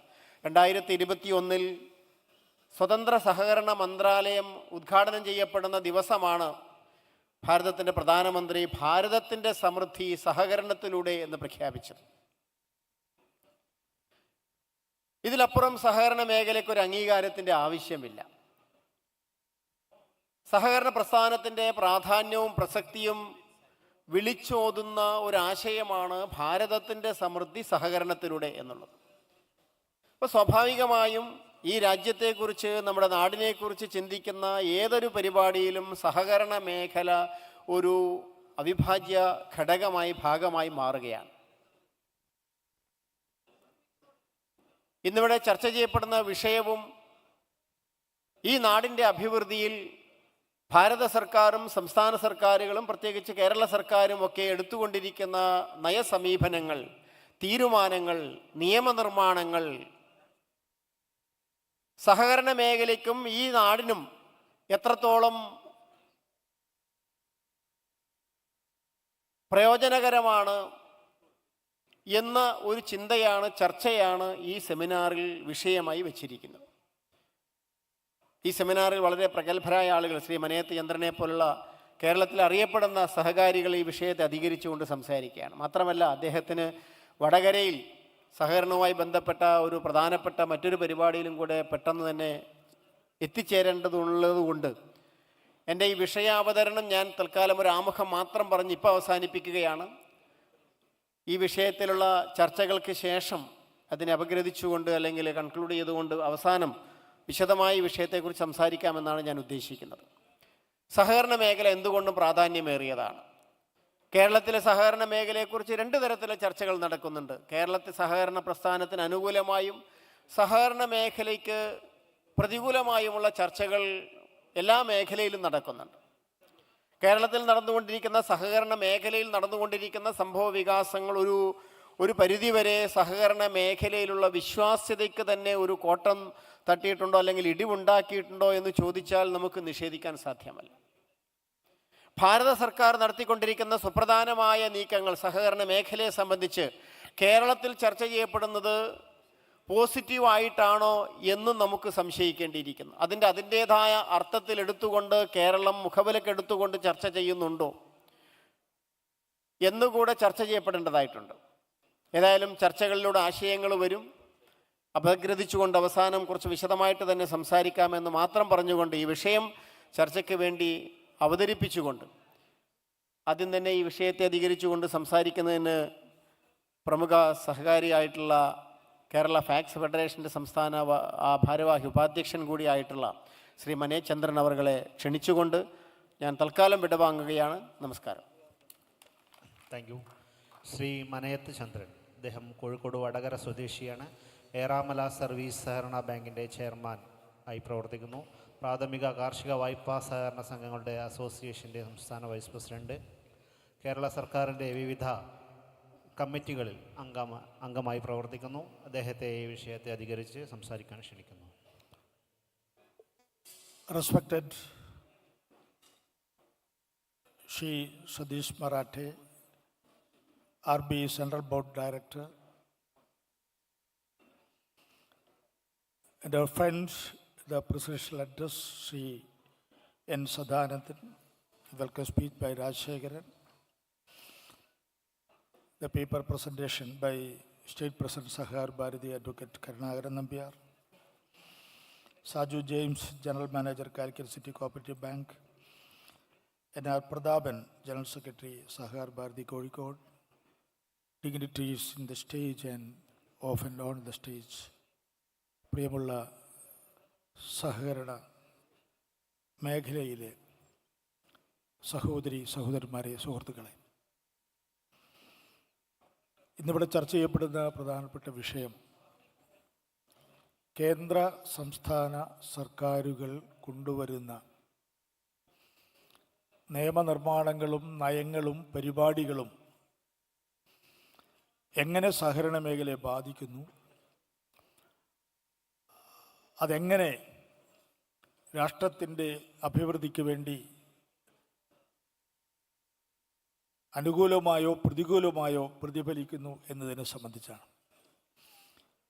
ഇതൊരു വലിയ വിഷയമാണ്. ജസ്റ്റ് ലൈക്ക് എൻ ഓഷ്യൻ, ഒരു സാഗരം പോലെ. ഇവിടെ പറഞ്ഞതുപോലെ എനിക്ക് വടകരയിൽ ഒരു സഹകരണ മേഖലയുമായി ബന്ധപ്പെട്ടൊരു മീറ്റിംഗ് പങ്കെടുക്കേണ്ടത് കൊണ്ടാണ്. ചെറിയ അനൗചിത്യമുണ്ട്. നമ്മുടെ അഡ്വക്കേറ്റ് കരുണാകരൻ നമ്പ്യാർ സംസാരിക്കുന്നതിന് മുമ്പ് സംസാരിക്കുക എന്ന് പറഞ്ഞാൽ ഉദാരമായ ഒരു സമീപനം അദ്ദേഹം സ്വീകരിച്ചുകൊണ്ട് ആദ്യം സംസാരിച്ച് വളരെ ചുരുങ്ങിയ സമയം.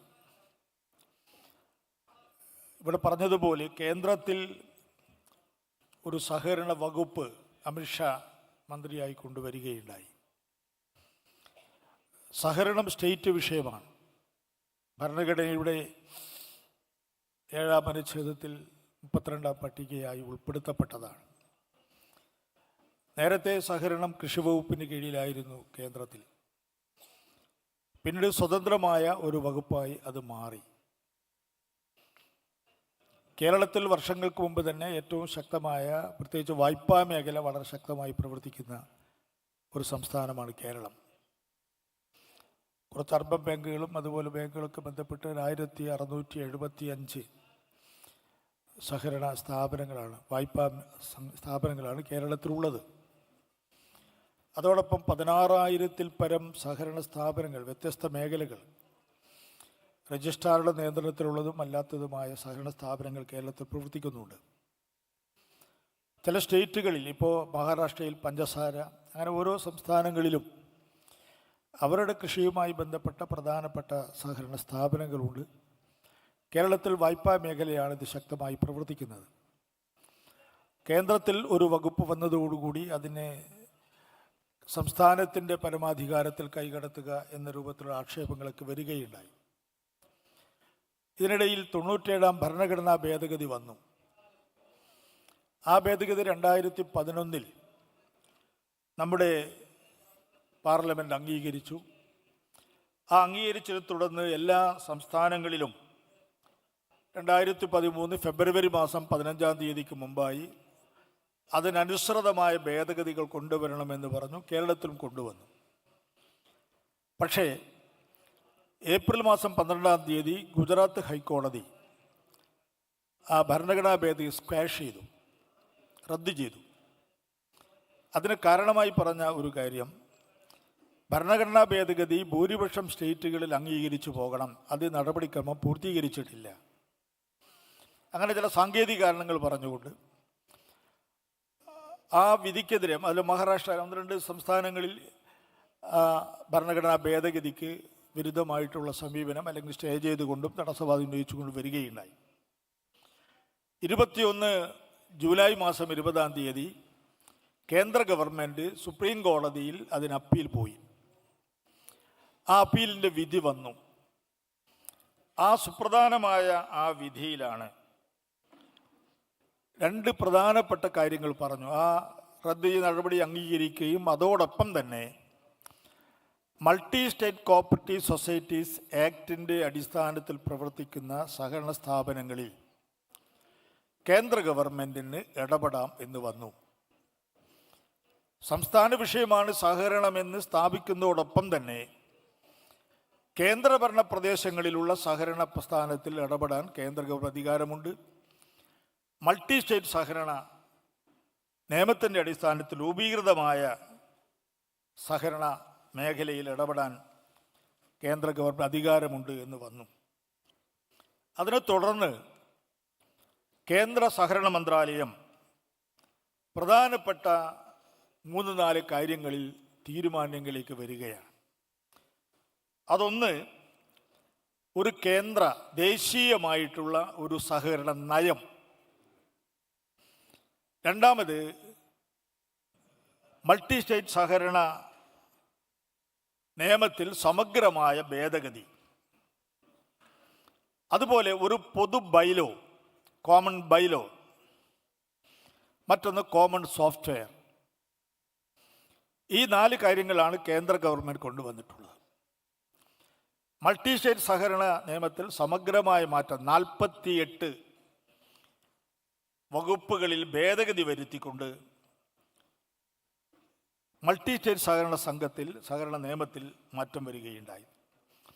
അതിൻ്റെ പ്രത്യേകത, അതിൻ്റെ വകുപ്പുകളിൽ മാറ്റം വരുത്തിയതോടൊപ്പം തന്നെ ചട്ടങ്ങളിലും മാറ്റം വരുത്തി.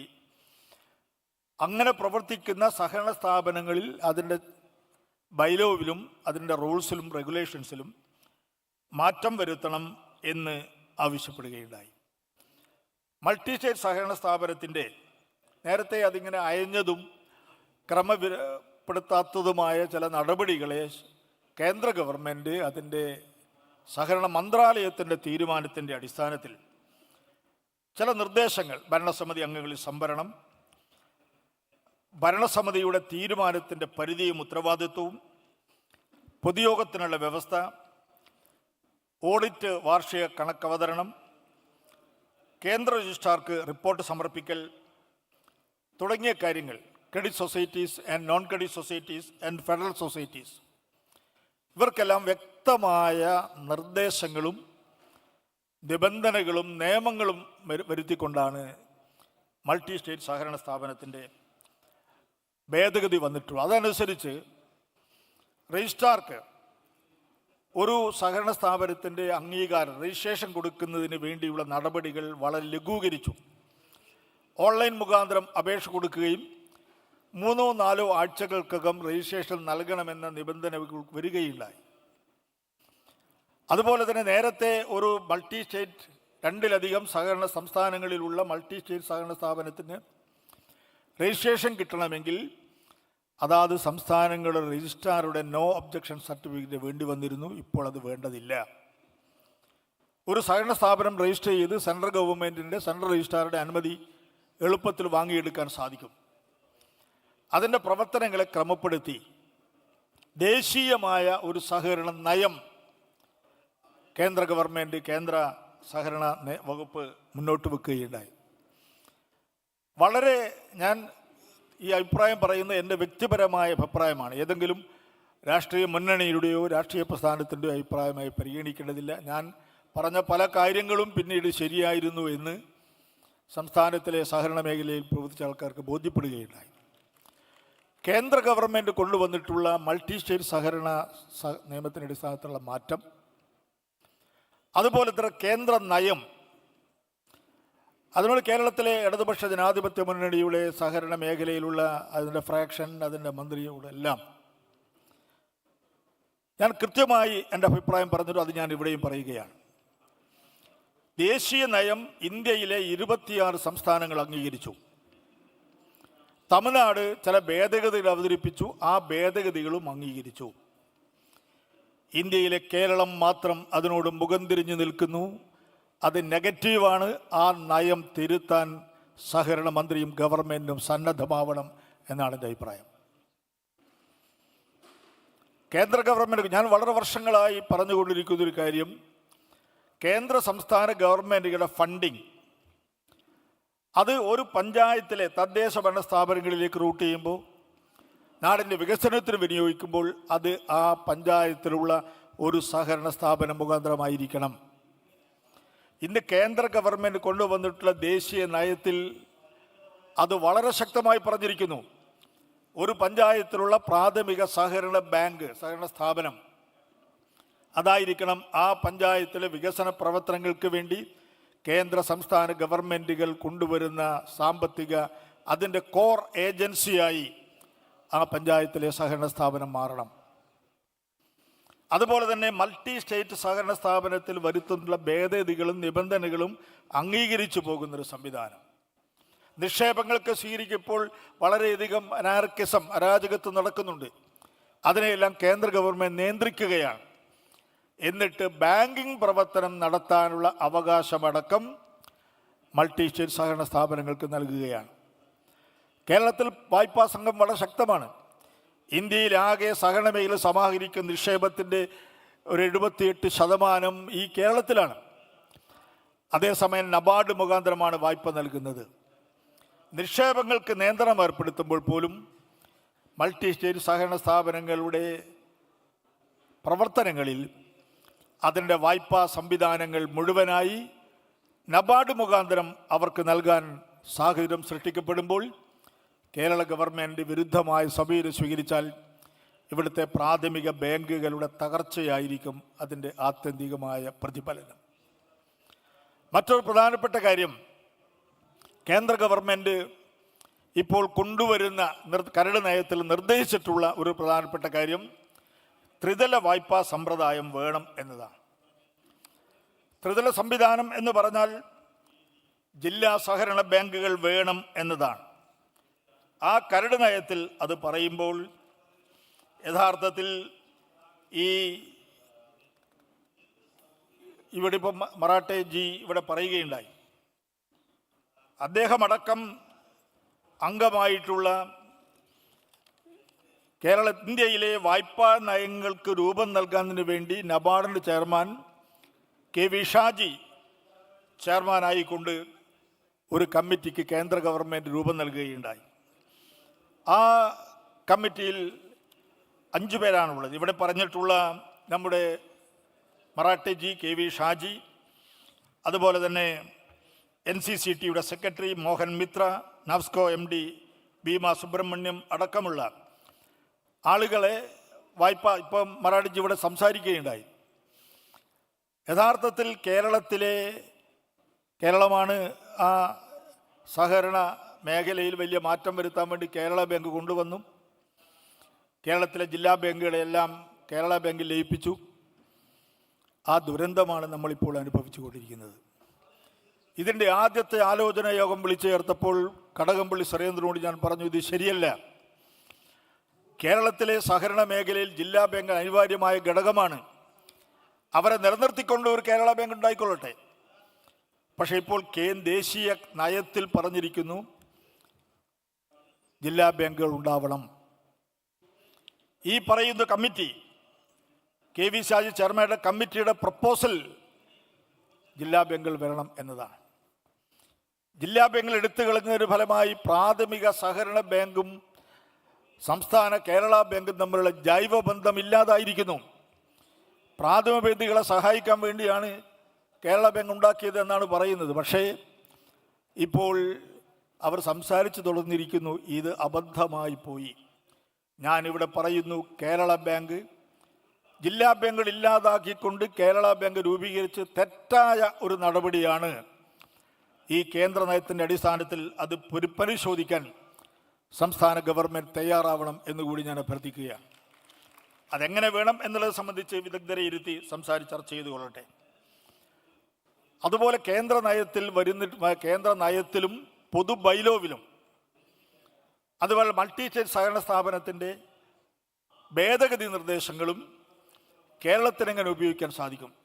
കോമൺ ബൈലോ, നബാർഡിനെ ഏൽപ്പിച്ച സഹകരണ സ്ഥാപനങ്ങളുടെ കോമൺ ബൈലോ, അത് ഓരോ സഹകരണ സ്ഥാപനത്തിനും ഓരോ ബ്രാഞ്ചുകൾക്കും 50,000 രൂപ വീതം നബാർഡ് സബ്സിഡി നൽകുകയാണ്. ആ പദ്ധതി ആവിഷ്കരിക്കാൻ സംസ്ഥാന ഗവൺമെൻറ് ഞങ്ങൾ കോമൺ ബൈലോവും വേണ്ട, പൊതു നയവും വേണ്ട എന്ന് പറഞ്ഞൊരു സമീപനം സ്വീകരിക്കുകയാണ്. ഇത് സ്റ്റേറ്റ് വിഷയമാണ്, ഇത് തൊടാൻ സമ്മതിക്കില്ല എന്ന് പറഞ്ഞു നിൽക്കുകയാണ്.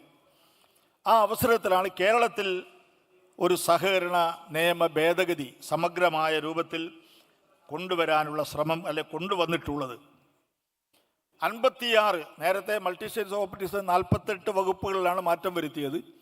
സംസ്ഥാന സഹകരണ നയത്തിൽ ഇവിടെ നിയമ ഭേദഗതി കൊണ്ടുവന്ന് 56 വകുപ്പുകളിൽ ഭേദഗതി വരുത്തിക്കൊണ്ടാണ്.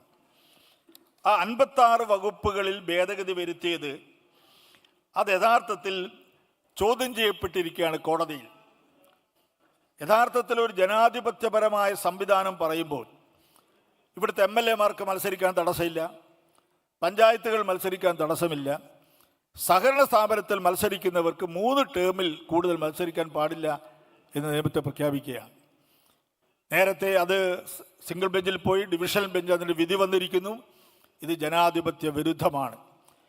ഇന്ത്യൻ ഭരണഘടനയുടെ ആർട്ടിക്കിൾ 14 അനുസരിച്ച് ഓരോരുത്തരുടെയും സ്വാതന്ത്ര്യത്തിന് മേലെയുള്ള കൈകടത്തലാണ്, മൗലികാവകാശത്തിന് മേലെ കൈകടത്തലാണ് എന്ന് പറഞ്ഞുകൊണ്ട് സംസ്ഥാന ഗവൺമെൻറ് കൊണ്ടുവന്നിട്ടുള്ള ആ നിയമ ഭേദഗതിയിലെ 3 ടേം എന്ന വ്യവസ്ഥ ഹൈക്കോടതി റദ്ദ് ചെയ്തിരിക്കുന്നു. ഈ സാഹചര്യത്തിൽ കേരളത്തിൽ കൊണ്ടുവന്ന സഹകരണ നിയമ ഭേദഗതി അത്തോളിയിൽ വെച്ച് സെലക്ട് കമ്മിറ്റി വന്നപ്പോൾ ഞാനിത് പറഞ്ഞു, തെറ്റാണ്, ഈ നടപടി തെറ്റാണ്. ഈ വേദിയിലിരിക്കുന്ന മന്ത്രി അടക്കമുള്ള 11 MLA-മാർ അവർക്ക് എത്രയും വേണേ മത്സരിക്കാം. ഇവിടുത്തെ സഹകാരികൾക്ക് നിബന്ധന ഏർപ്പെടും. അത് തന്നെ വായ്പാ സംഘങ്ങളിൽ മാത്രം, 11 വരുന്ന വായ്പാ സംഘങ്ങളിൽ മാത്രമുള്ള ആളുകൾക്കാണ് നിബന്ധന ഏർപ്പെടുത്തുന്നത്. ലേബർ കോൺട്രാക്ട് സൊസൈറ്റിക്ക് പ്രശ്നമില്ല, മറ്റ് പല സ്ഥാപനങ്ങൾക്കും പ്രശ്നമില്ല. അത് കോടതി റദ്ദ് ചെയ്തിരിക്കുന്നു. യഥാർത്ഥത്തിൽ പൊതു സോഫ്റ്റ്വെയർ ഇവിടുത്തെ ഗവൺമെൻറ് കൊണ്ടുവന്നിട്ടുള്ള ഭേദഗതിയിൽ ഒരു പൊതു സോഫ്റ്റ്വെയറാണ്. ആ സോഫ്റ്റ്വെയർ ഇതുവരെ നിയമം വന്നു വർഷങ്ങളായി ചർച്ച ചെയ്തുകൊണ്ടിരിക്കുന്നു. ഇതേപോലെ ഒരു സ്ഥാപനത്തെ ഏൽപ്പിക്കാൻ സാധിച്ചിട്ടില്ല. കേരളത്തിൽ വളരെ അഡ്വാൻസായ ബാങ്കുകൾ, സഹകരണ സ്ഥാപനങ്ങൾ അവർ സ്വന്തമായ ഓരോ ആളുകളെ വെച്ച് അവരുടെ ഡിവൈസിൽ ആവശ്യമായ പ്രോഗ്രാം തയ്യാറാക്കി അവർ മുന്നോട്ട് പോവുകയാണ്. ഇതിനെയെല്ലാം ഏതെങ്കിലും സ്ഥാപനത്തെ ഏൽപ്പിച്ച് അവരെ കൊണ്ട് ഇതുങ്ങൾ അംഗീകരിക്കണം എന്നടിച്ചേൽപ്പിക്കുന്ന നടപടിയാണ് സംസ്ഥാന ഗവൺമെൻറ് സ്വീകരിക്കുന്നത്. സ്റ്റേറ്റ് ഗവൺമെൻറ്, കേന്ദ്ര ഗവൺമെൻറ് ഒരു കോമൺ സോഫ്റ്റ്വെയർ വരികയും ഓരോ സ്ഥാപനങ്ങളുടെയും ആവശ്യങ്ങൾക്കനുസരിച്ച് അത് മെർജ് ചെയ്തുകൊണ്ട് എല്ലാവരുടെയും സ്വാതന്ത്ര്യവും അവരുടെ ടെക്നോളജിയും നിലനിർത്തിക്കൊണ്ടാണ് കോമൺ സോഫ്റ്റ്വെയർ വരുന്നതെങ്കിൽ കേരളത്തിൽ ഒരു സ്ഥാപനത്തെ ഏൽപ്പിച്ച് അവർ ഇഷ്ടം പോലെ ഒരു സോഫ്റ്റ്വെയർ ഉണ്ടാക്കി അത് നിങ്ങൾ അംഗീകരിക്കണം എന്ന് പറയുന്ന സമീപനമാണ്. അത് കോടതിയിൽ ചോദ്യം ചെയ്തിരിക്കുകയാണ്. യഥാർത്ഥത്തിൽ സഹകരണ സ്ഥാപനങ്ങളുടെ മൗലികമായ അവകാശം നിലനിർത്തിക്കൊണ്ട് വേണം ഇക്കാര്യങ്ങൾ മുന്നോട്ട് പോകാൻ. അതേപോലെ സംഘത്തിൻ്റെ ഫണ്ട് മറ്റു പല കാര്യങ്ങൾക്കും വേണ്ടി വിനിയോഗിക്കാനുള്ള സ്വാതന്ത്ര്യം കൊടുക്കുകയാണ്. ഒരു ഫണ്ട് അതാരെല്ലാം professional education fund, members welfare fund എന്ന് പറഞ്ഞുകൊണ്ട് ഇവിടുത്തെ സഹകരണ ജീവനക്കാരും ഭരണസമിതിയും എല്ലാവരും കഷ്ടപ്പെട്ടുണ്ടാക്കുന്ന ലാഭത്തിൽ നിന്ന് കൊള്ളയടിച്ച് കൊണ്ടുപോകാൻ സൗകര്യം കൊടുക്കുന്ന ഭേദഗതിയാണ് ഇപ്പോൾ വന്നിട്ടുള്ളത്. ആ ഭേദഗതി സംസ്ഥാന ഹൈക്കോടതി ചോദ്യം ചെയ്തിരിക്കുകയാണ്. അതുപോലെ തന്നെ സബ്സിഡറി സ്ഥാപനങ്ങൾ, ഒരു സ്ഥാപനത്തെ യഥാർത്ഥത്തിൽ കേരളത്തിലെ സഹകരണ സ്ഥാപനത്തെ പ്രസ്ഥാനത്തെ മുന്നോട്ട് കൊണ്ടുപോകാൻ നമ്മൾ മുന്നോട്ട് വെക്കുന്ന ആശയങ്ങൾ രണ്ടാണ്. ഒന്ന് വൈവിധ്യവൽക്കരണം, രണ്ടാമത് ഇവിടെയുള്ള ഈ സബ്സിഡറി സ്ഥാപനങ്ങൾ ഉണ്ടാക്കി വൈവിധ്യവൽക്കരണത്തിലേക്ക് പോവുകയും ആധുനിക ടെക്നോളജി നമ്മുടെ സഹകരണ ഇപ്പോൾ ഫോൺ ഉപയോഗിച്ചുകൊണ്ട് നമുക്ക് ഗൂഗിൾ പേ എല്ലാം ചെയ്യാം.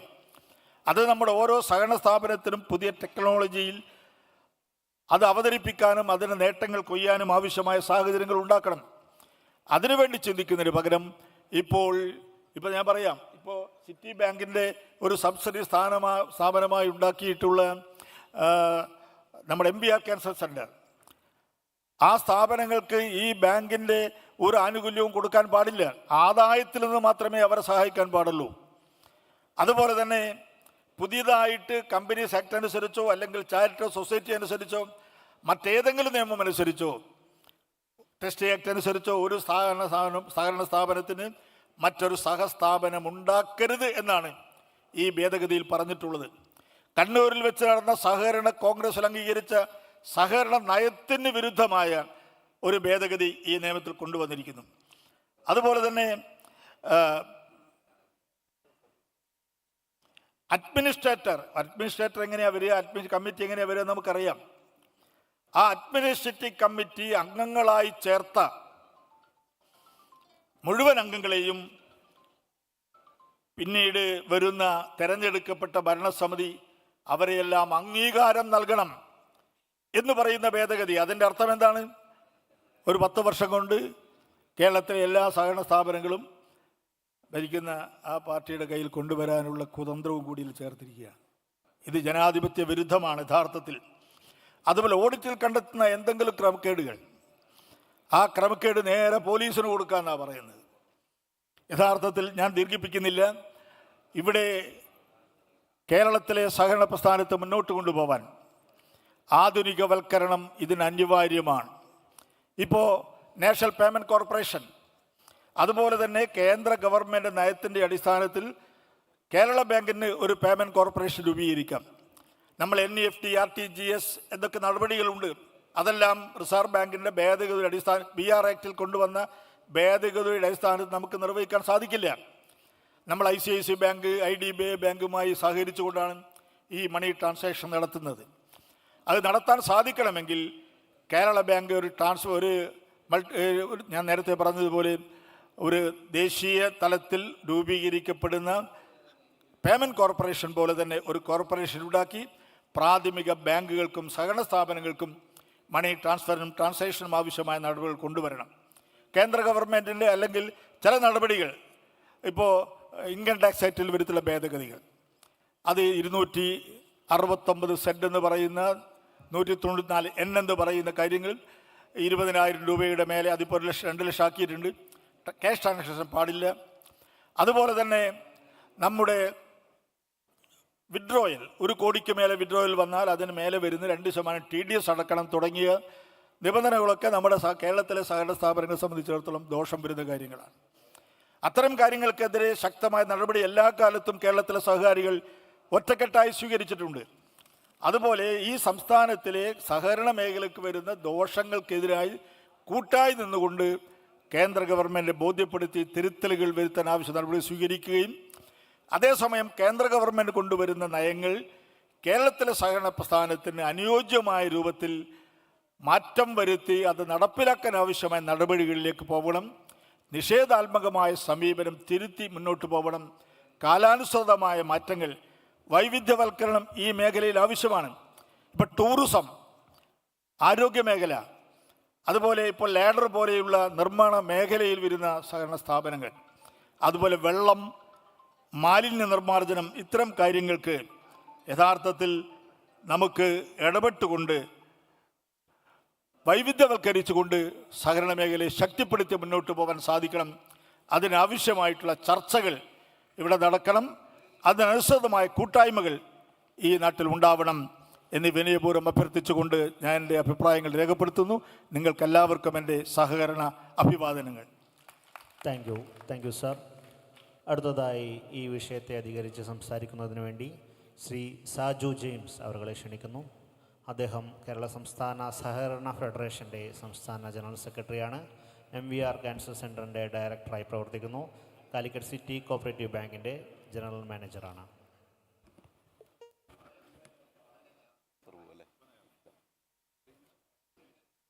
ഒരു മിനിറ്റ്. ശ്രീ മനയത്ത് ചന്ദ്രൻ അദ്ദേഹത്തിൻ്റെ തിരക്ക് കാരണം ഈ വേദിയിൽ നിന്ന് പോവുകയാണ്. അദ്ദേഹത്തിന് ഉപഹാരം സമർപ്പിക്കുന്നതിന് വേണ്ടി സഹകാർ ഭാരതിയുടെ ജില്ലാ സംഘടനാ പ്രമുഖ് ശ്രീ രഗീഷ് അവരെ ക്ഷണിക്കുന്നു. ഉപഹാരം ഏറ്റുവാങ്ങാൻ ശ്രീ മനയത്ത് ചന്ദ്രൻ അവരെ ക്ഷണിക്കുന്നു.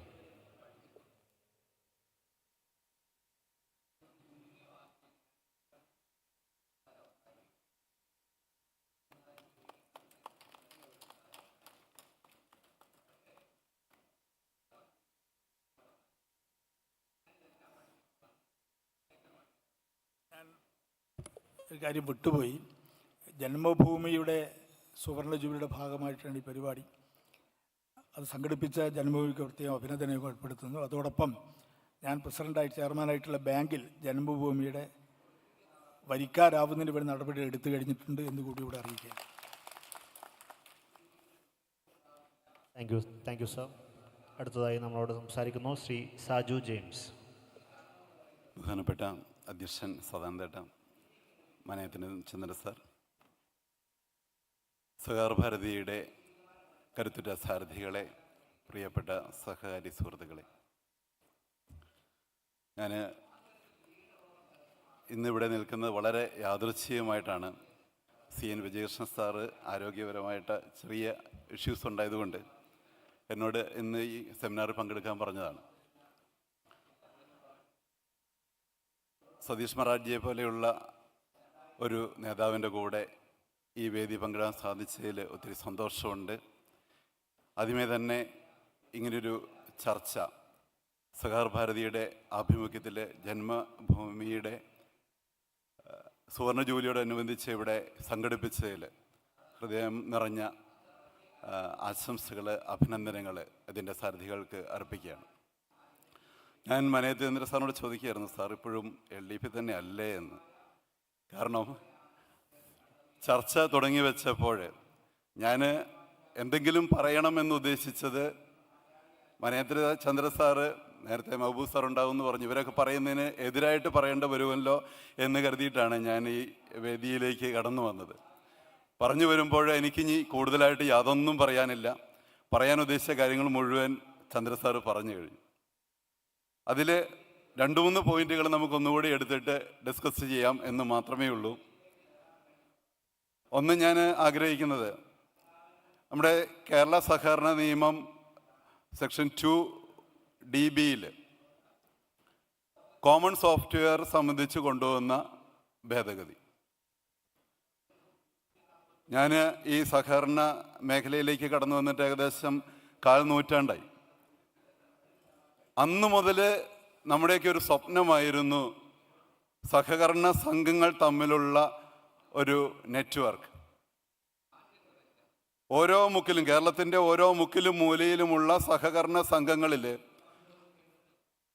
താഴെത്തട്ട് മുതൽ ഏറ്റവും മുകൾ തട്ട് വരെയുള്ള ആളുകൾ അംഗങ്ങളായിട്ടുള്ള ഇത്രയും വിശാലമായിട്ടുള്ള ഒരു നെറ്റ്വർക്കിനെ ഒറ്റ വലയുടെ ഉള്ളിലേക്ക് കൊണ്ടുവരാനായിട്ട് സാധിക്കുമോ എന്നുള്ളത് അന്ന് മുതലുള്ള ചിന്തയായിരുന്നു. അപ്പോൾ ഈ കോമൺ സോഫ്റ്റ്വെയർ എന്ന് പറയുന്നത് അന്ന് മുതൽ പറഞ്ഞു കേൾക്കുന്ന കാര്യമാണ്. പക്ഷേ അത് ഇന്ന് നിയമത്തിലേക്ക് എഴുതി ചേർക്കപ്പെട്ടു. അതിൻ്റെ ആപ്ലിക്കബിലിറ്റി, പ്രായോഗികത എത്രമാത്രമാണ് എന്നുള്ളത് നാം ചർച്ച ചെയ്യേണ്ടത് തന്നെയാണ്. വെറും 14 ജില്ലകളിലെ ജില്ലാ ബാങ്കുകൾ ഒരുമിച്ച് കേരള ബാങ്കായിട്ട് രൂപീകൃതമായപ്പോൾ ഇന്നും അതിൻ്റെ ഈ 14 ജില്ലാ ബാങ്കുകളുടെ സോഫ്റ്റ്വെയർ ഏകീകരിച്ചുകൊണ്ട് കേരള ബാങ്കിന് ഇന്നും നല്ല രീതിയിൽ ഒരു സോഫ്റ്റ്വെയർ ഇൻ്റഗ്രേഷൻ നടന്നിട്ടില്ല. അപ്പോഴാണ് ഈ പറയുന്ന 1645 സംഘങ്ങളെ പുതിയ ഒരു സോഫ്റ്റ്വെയർ കൊണ്ടുവന്നിട്ട് അതിലേക്ക് നിർബന്ധമായിട്ട് പരിവർത്തനം ചെയ്യാനുള്ള നീക്കങ്ങൾ നടക്കുന്നത്. അതിൻ്റെ പിന്നിൽ എന്താണെന്നറിയില്ല.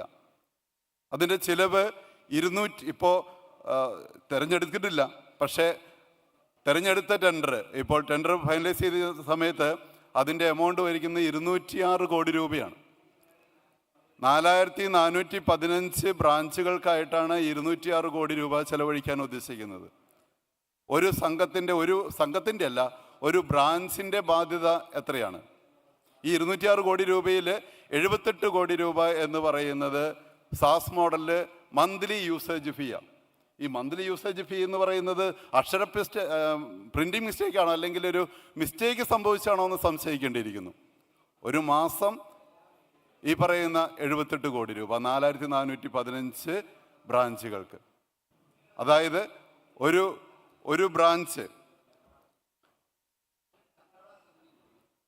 ബ്രാഞ്ചിന് 1.68 ലക്ഷം രൂപ വെച്ചിട്ട് നമ്മൾ കൊടുക്കാൻ പോയാൽ അതൊരു മാസമല്ല, ഒരു വർഷമാണെങ്കിൽ തന്നെ, ഇപ്പോൾ സിറ്റി ബാങ്കിന് 26 ബ്രാഞ്ചുണ്ട്. ഈ 26 ബ്രാഞ്ചുകൾക്ക് നമ്മൾ കൊടുക്കേണ്ടി വരുന്നത് 42,32,000 രൂപയാണ്. അതിൻ്റെ ഒരു ഫസ്റ്റ് ഇനീഷ്യൽ ഇൻവെസ്റ്റ്മെൻറ്റ് ഒരു ബ്രാഞ്ചിന് 3.68 ലക്ഷം രൂപയാണ്. ഇത്രയും വലിയ സാമ്പത്തിക ബാധ്യത നമ്മുടെ സഹകരണ സംഘങ്ങൾക്ക് താങ്ങാൻ സാധിക്കുന്നതാണോ? അതേസമയം മറ്റു വശത്ത് കേന്ദ്ര ഗവൺമെൻറ്റിൻ്റെ 60:40 എന്നുള്ള മാനദണ്ഡവുമായിട്ട് ഒരുപക്ഷെ കേരളത്തിലെ ഒരു സഹകരണ സ്ഥാപനത്തിനും കാര്യമായിട്ട് ഒരു മുടക്കവുമില്ലാതെ ഒരു കോമൺ സോഫ്റ്റ്വെയർ സെൻട്രൽ ലെവലിൽ ഡിസൈൻ ചെയ്ത് ഇംപ്ലിമെൻറ്റ് ചെയ്തിരിക്കുക. എന്തിനാണ് അതിനോട് മുഖം തിരിഞ്ഞു നിൽക്കുന്നത്? റുപേ കാർഡ്, KCC കാർഡ് തുടങ്ങി എല്ലാവിധ സംവിധാനങ്ങളും ഇൻ്റഗ്രേറ്റ് ചെയ്തുകൊണ്ടുള്ള കേന്ദ്ര ഗവൺമെൻറ്റിൻ്റെ കോമൺ സോഫ്റ്റ്വെയർ ഇവിടെ ഏറ്റെടുക്കുവാനായിട്ട് എന്തിനാണ് വിമുഖത കാണിക്കുന്നത് എന്ന് മനസ്സിലാവുന്നില്ല. അതിന് നമ്മുടെ ഇപ്പോഴുള്ള സോഫ്റ്റ്വെയർ മാറ്റേണ്ട ആവശ്യമില്ല. API ഇൻ്റഗ്രേഷൻ വെച്ചിട്ട് ആവശ്യമായ ഇൻഫർമേഷൻസ് നമുക്ക് ഇൻ്റഗ്രേറ്റ് ചെയ്യാവുന്നതേ ഉള്ളൂ. അപ്പോൾ അത് കോമൺ സോഫ്റ്റ്വെയറിൻ്റെ കാര്യത്തിൽ ഈ രീതിയിലൊരു ചർച്ച നടക്കുന്നു എന്നല്ലാതെ ഇത് ഇംപ്ലിമെൻ്റ് ചെയ്യുമെന്നുള്ളൊരു പിടിവാശിയിൽ മുന്നോട്ട് പോകുന്ന പോലെയാണ് നമുക്കൊക്കെ സഹകാരികൾക്ക്, കേരളത്തിലെ സഹകാരികൾക്ക് തോന്നിപ്പോകുന്നത്.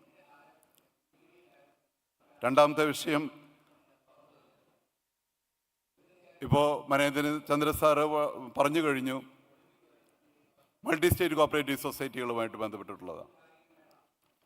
മൾട്ടി സ്റ്റേറ്റ് കോപ്പറേറ്റീവ് സൊസൈറ്റീസിൽ വന്നിട്ടുള്ള അമെൻമെൻറ്റ്സ് ശരിക്കും പറഞ്ഞു കഴിഞ്ഞാൽ അമിത്ഷാ കേന്ദ്ര സഹകരണ മന്ത്രിയായി ഈ പ്രസ്ഥാനം ഇന്ത്യയുടെ വളർച്ചയ്ക്ക് സഹകരണം തന്നെയാണ് ഏറ്റവും നല്ല ഉപാധി എന്ന് കണ്ടെത്തലിൻ്റെ അടിസ്ഥാനത്തിൽ ഈ അമിത്ഷാ കൊണ്ടുവന്നിട്ടുള്ള നിയമ ഭേദഗതികൾ സഹകരണത്തിൻ്റെ വളരെ ശോഭനമായ ഭാവി മുന്നിൽ കണ്ടുകൊണ്ടുള്ളതാണ്.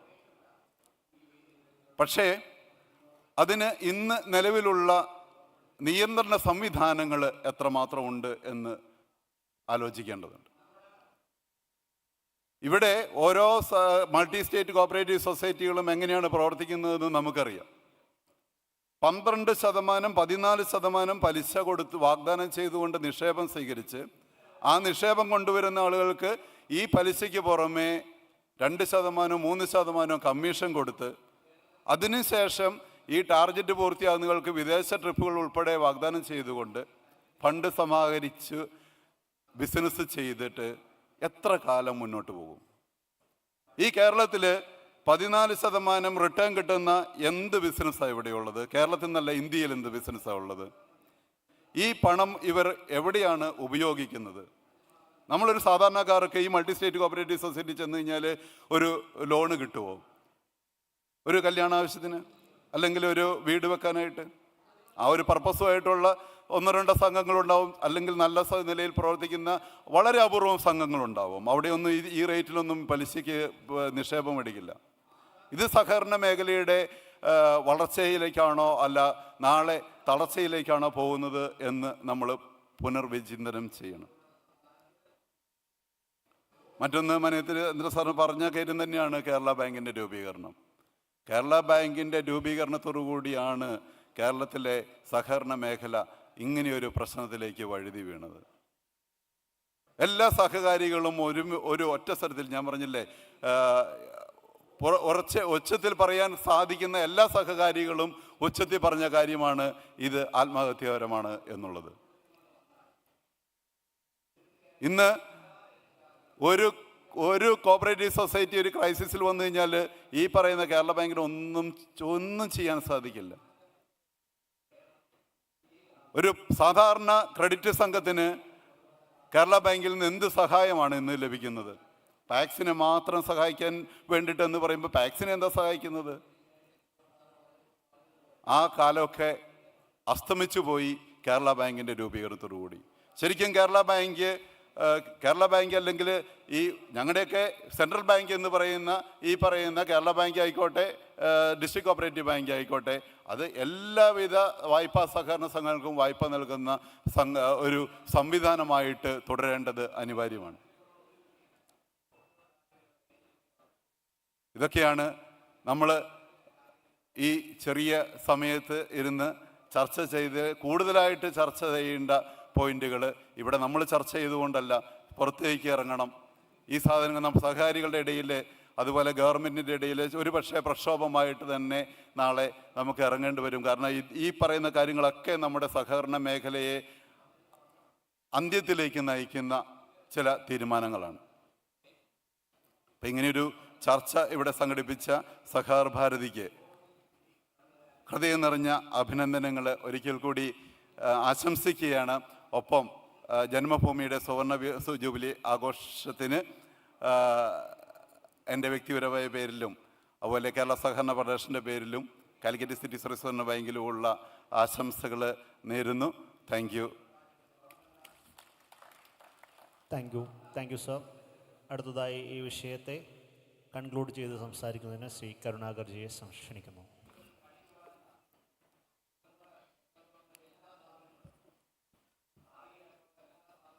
വിയോജിപ്പുള്ള മേഖലകൾ തീരെ കണ്ടെത്താൻ സാധിച്ചില്ല. ഏതാണ്ട് ഈ ചർച്ചയിൽ പങ്കെടുക്കുന്നവരുടെ എല്ലാം അഭിപ്രായം ഏതാണ്ട് പ്രമുഖ വിഷയങ്ങളെ സംബന്ധിച്ച് ഒരുപോലെ തന്നെയാണ്. ഇത് സഹകരണ മേഖലയുടെ ഒരു സവിശേഷതയാണ്. സംസാരിച്ചവർക്ക് രാഷ്ട്രീയമില്ലാഞ്ഞിട്ടല്ല, പക്ഷേ ഈ പ്രസ്ഥാനം മുന്നോട്ട് പോകണം, നിലനിൽക്കണം എന്ന അഭിപ്രായമുള്ളവർക്കെല്ലാം ഈ അഭിപ്രായം മാത്രമേ പറയാൻ സാധിക്കുകയുള്ളൂ. കേരളത്തെ സംബന്ധിച്ചിടത്തോളം സഹകരണ മേഖല ഒരു വലിയ ചർച്ചാ വിഷയമായിരിക്കുകയാണ്. പ്രത്യേകിച്ചും കേന്ദ്രത്തിൻ്റെ ഇടപെടലുകൾ അത് കേരളത്തിലെ സഹകരണ മേഖലയെ തകർത്തുകൊണ്ടിരിക്കുന്നു എന്ന ഒരു വലിയ ആരോപണം ഈ അടുത്ത കാലത്ത് നമ്മൾ കേൾക്കുന്നുണ്ട്. അതിൽ കുറേ മാധ്യമങ്ങളുണ്ട്, കുറേ രാഷ്ട്രീയ പാർട്ടികളുണ്ട്. കേരളം ഭരിക്കുന്ന രാഷ്ട്രീയ പാർട്ടി സർക്കാരും അതിൻ്റെ കൂടെ നിന്നിരിക്കുകയാണ്. എനിക്കൊന്ന് പൊതുവായ പ്രമേയം വരെ പാസ്സായിട്ടുണ്ട് ചില വിഷയങ്ങൾ. കേന്ദ്രം ചെയ്തത് എന്താണ്? കേന്ദ്രം ഒന്നൊരു സ്വതന്ത്ര സഹകരണ മന്ത്രാലയം രൂപീകരിച്ചു. ഇത് സംസ്ഥാന വിഷയമാണ്. ഭരണഘടനയിൽ സഹകരണം സംസ്ഥാന വിഷയമായതുകൊണ്ട് കേന്ദ്രം സ്വതന്ത്ര മന്ത്രാലയം രൂപീകരിക്കാൻ പാടില്ല, കേന്ദ്രത്തിൽ സഹകരണ മന്ത്രി ഉണ്ടാവാൻ പാടില്ല എന്നാണ് ഇന്ത്യയിലെ ഒരു ചെറിയ സംസ്ഥാനമായ കേരളത്തിലെ അഭിപ്രായം. സഹകരണ മന്ത്രാലയം ആരംഭിച്ചതോടുകൂടി ഒരു പുതിയ സഹകരണ നയം രൂപപ്പെടുത്താൻ തുടങ്ങി. ഇതാ സഹകരണ നയം വരുന്നു കേന്ദ്രത്തിൽ. അത് ഭരണഘടനാ വിരുദ്ധമാണ്, ഫെഡറൽ സ്വഭാവത്തിന് വിരുദ്ധമാണ്. ഭരണഘടന കേരളം പോലുള്ള സംസ്ഥാനങ്ങൾക്ക് അനുവദിച്ചിരിക്കുന്ന സ്വാതന്ത്ര്യത്തിന്മേലുള്ള, സ്വയംഭരണ അധികാരത്തിന്മേലുള്ള കൈകടത്തലാണ് എന്നൊരാരോപണം വന്നു. കേന്ദ്രം മറ്റൊരു തീരുമാനം പറഞ്ഞു, ഞങ്ങൾ പുതിയ പാക്സുകൾ തുടങ്ങാൻ പോകുന്നു. അപ്പോൾ പറഞ്ഞു കേരളത്തിലെ പാക്സുകൾ തകർക്കാനാണ് ശ്രമം. ഇതാ കേരളത്തിലെ ഗ്രാമങ്ങൾ BJP-ക്കാരുടെ പാക്സുകൾ വരാൻ പോകുന്നു എന്ന് പറഞ്ഞു. ത്രിതല സംവിധാനമാണ് ഞങ്ങളുടെ നയം, അതുകൊണ്ട് ജില്ലാ ബാങ്കുകൾ വരണം എന്ന് പറഞ്ഞ സമയത്ത് കേരളത്തിലെ മാധ്യമങ്ങൾ എഴുതി പിടിപ്പിച്ചു, ഇതാ കേരളത്തിൽ കേന്ദ്രം ഭരിക്കുന്ന പാർട്ടിയുടെ ജില്ലാ സഹകരണ ബാങ്കുകൾ വരാൻ പോകുന്നു. എന്നെ പല മാധ്യമക്കാർ തന്നെ വിളിച്ചു, അല്ല ഏതൊക്കെ ജില്ലയിലാണ് ആദ്യം തുടങ്ങുന്നത്, ആരാണ് അതിൻ്റെ പ്രസിഡന്റ് എന്നൊക്കെയാണ് ചോദ്യം. അപ്പോൾ കേന്ദ്രം ഭരിക്കുന്ന പാർട്ടിയുടെ നേതൃത്വത്തിൽ കേരളത്തിൽ 14 ജില്ലാ സഹകരണ ബാങ്കുകൾ വരാൻ പോകുന്നു. ഉടനെ ചർച്ചകളാണ്. അതിൻ്റെ ഡയറക്ടർ ബോർഡിൽ ആരൊക്കെ ആയിരിക്കും പ്രസിഡന്റ് എന്നൊക്കെയുള്ള ചർച്ചകൾ. അതിൽ BJP-യുടെയും ഒക്കെ ഇന്നത്തെ പുതിയ ചർച്ചകൾ അങ്ങനെയാണല്ലോ. ഏത് ഗ്രൂപ്പിൻ്റെ ആളായിരിക്കും, ഏത് ജില്ലയിൽ ആരൊക്കെ ആയിരിക്കും വരാൻ പോകുന്നത്, ഇങ്ങനെയൊക്കെയാണ് ചർച്ചകൾ പോകുന്നത്. കേരളത്തിൽ സഹകരണ മേഖലയിൽ നടന്നുകൊണ്ടിരിക്കുന്ന ഒട്ടും ആശാസ്യമല്ലാത്ത ചില പ്രവണതകൾ മാത്രമല്ല, യാഥാർത്ഥ്യമാണ്. അഴിമതിയുണ്ട്, സ്വജനപക്ഷപാതമുണ്ട്, അതേപോലെ തന്നെ ഫണ്ട് വകമാറ്റലുണ്ട്, വഴിവിട്ടുള്ള വായ്പകൾ വിതരണം ചെയ്യുക, ഇത്തരത്തിലുള്ള നടക്കാൻ പാടില്ലാത്ത ധാരാളം കാര്യങ്ങൾ കേരളത്തിലെ ബാങ്കുകൾ നടക്കുമ്പോൾ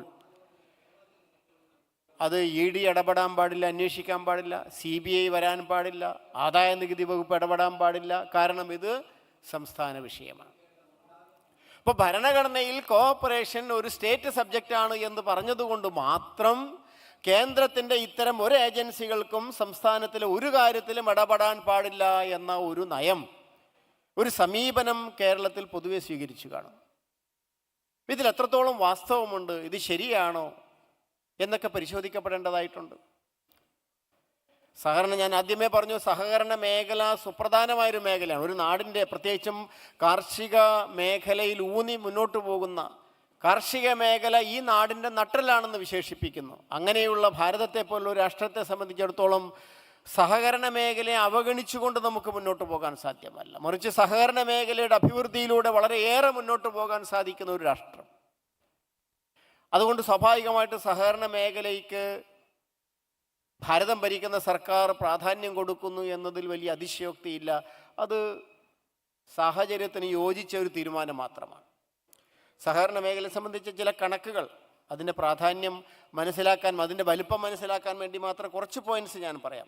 ഭാരതത്തിലെ, ലോകത്തിലെ തന്നെ ജനസംഖ്യയുടെ 12% ആളുകൾ ലോകത്തിൽ തന്നെ ഏതെങ്കിലും ഒരു സഹകരണ സ്ഥാപനത്തിൽ അംഗങ്ങളാണെന്ന് പറയുന്നു. അതേപോലെ അഭ്യസ്തര വിദ്യരായ ആളുകൾ ആശ്രയിക്കുന്ന തൊഴിലുകളിൽ 10% തൊഴിൽ നൽകുന്നത് സഹകരണ മേഖലയാണ് എന്ന് വേറൊരു കണക്ക് പറയുന്നു. ഭാരതത്തിൽ ഏതാണ്ട് 29 മേഖലകളിലായിട്ട് സഹകരണ പ്രസ്ഥാനം പന്തലിച്ചു നിൽക്കുകയാണ്. 8,02,600 സഹകരണ സ്ഥാപനങ്ങളുണ്ട് എന്നാണ് ഈ അടുത്ത കാലത്തെ സഹകരണ മേഖലയുടെ കണക്കുകൾ കാണിക്കുന്നത്. ഭാരതത്തിൽ ഏതാണ്ട് 19ഓളം ദേശീയ തലത്തിലുള്ള സഹകരണ സ്ഥാപനം, ലോകത്തിലെ തന്നെ വൻകിട സഹകരണ പ്രസ്ഥാനങ്ങളിൽ 19 ദേശീയ തലത്തിൽ ഭാരതത്തിൽ പ്രവർത്തിക്കുന്നുണ്ട്. അതിൽ ഇഫ്കോ ഉണ്ട്, ക്രിപ്കോ ഉണ്ട്, നാഫെഡ് ഉണ്ട്, NCDC, നമ്മളെ ഇത് മംഗലാപുരത്തുള്ള ക്യാംകോ പോലുള്ള മൾട്ടി സ്റ്റേറ്റ് കോപ്പറേറ്റീവ് സൊസൈറ്റികൾ. അപ്പോൾ പ്രമുഖമായ സഹകരണ സ്ഥാപനങ്ങളിൽ 19ഓളം എണ്ണം ഭാരതത്തിലാണ് പ്രവർത്തിക്കുന്നത് ലോകത്തിൽ എന്ന് കാണും. ഭാരതത്തിൽ ഞാൻ നേരത്തെ പറഞ്ഞ 8 ലക്ഷത്തിൽ പരം വരുന്ന സഹകരണ സ്ഥാപനങ്ങളിൽ 1,70,000-ഓളം സ്ഥാപനങ്ങൾ വായ്പാ മേഖലയിലെ സേവനങ്ങൾ നൽകുമ്പോൾ 6,77,000-ഓളം സഹകരണ സ്ഥാപനങ്ങൾ വായ്പേതര സേവനങ്ങൾ നൽകുന്ന സ്ഥാപനങ്ങളാണെന്നാണ് കണക്ക്. ലോകത്തിലെ തന്നെ മൊത്തം ബിസിനസ് ആളോഹരി GDPയുടെ കണക്ക് നോക്കുമ്പോൾ അതിനേക്കാളും മേലെ നിൽക്കുന്ന 2 പ്രമുഖ സ്ഥാപനങ്ങൾ ഭാരതത്തിലുണ്ട് എന്നാണ് കണ്ടെത്തിയിരിക്കുന്നത്. അതിൽ ഒന്ന് ഇഫ്കോ ആണ്, ഒന്ന് അമുലാണ്. അപ്പോൾ ലോകത്തിൻ്റെ കണക്ക് പരിശോധിക്കുന്ന സമയത്ത് ഭാരതത്തിലെ ചില സഹകരണ സ്ഥാപനങ്ങൾ ലോകോത്തരമായി നിൽക്കുന്നു എന്ന് കണക്കുകൾ കാണിക്കുന്നു.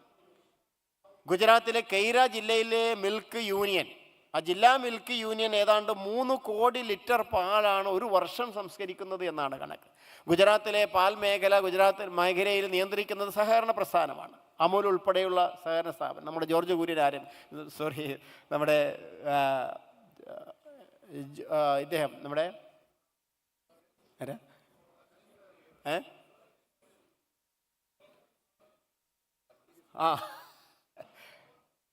കേരളത്തിലെ സഹകാരികൾക്ക് മറക്കാൻ സാധ്യമല്ല.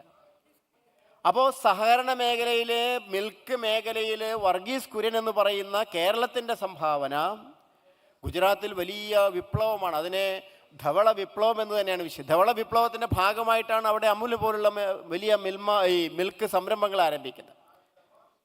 അപ്പോൾ അത്തരം സ്ഥാപനങ്ങൾ ഇന്ന് ലോകത്തിലെ തന്നെ അറിയപ്പെടുന്ന സ്ഥാപനങ്ങളായി മാറിയിരിക്കുന്നു. അമൂലിൻ്റെ വാർഷിക വ്യാപാരം 5,300 കോടി രൂപയാണെന്നാണ്.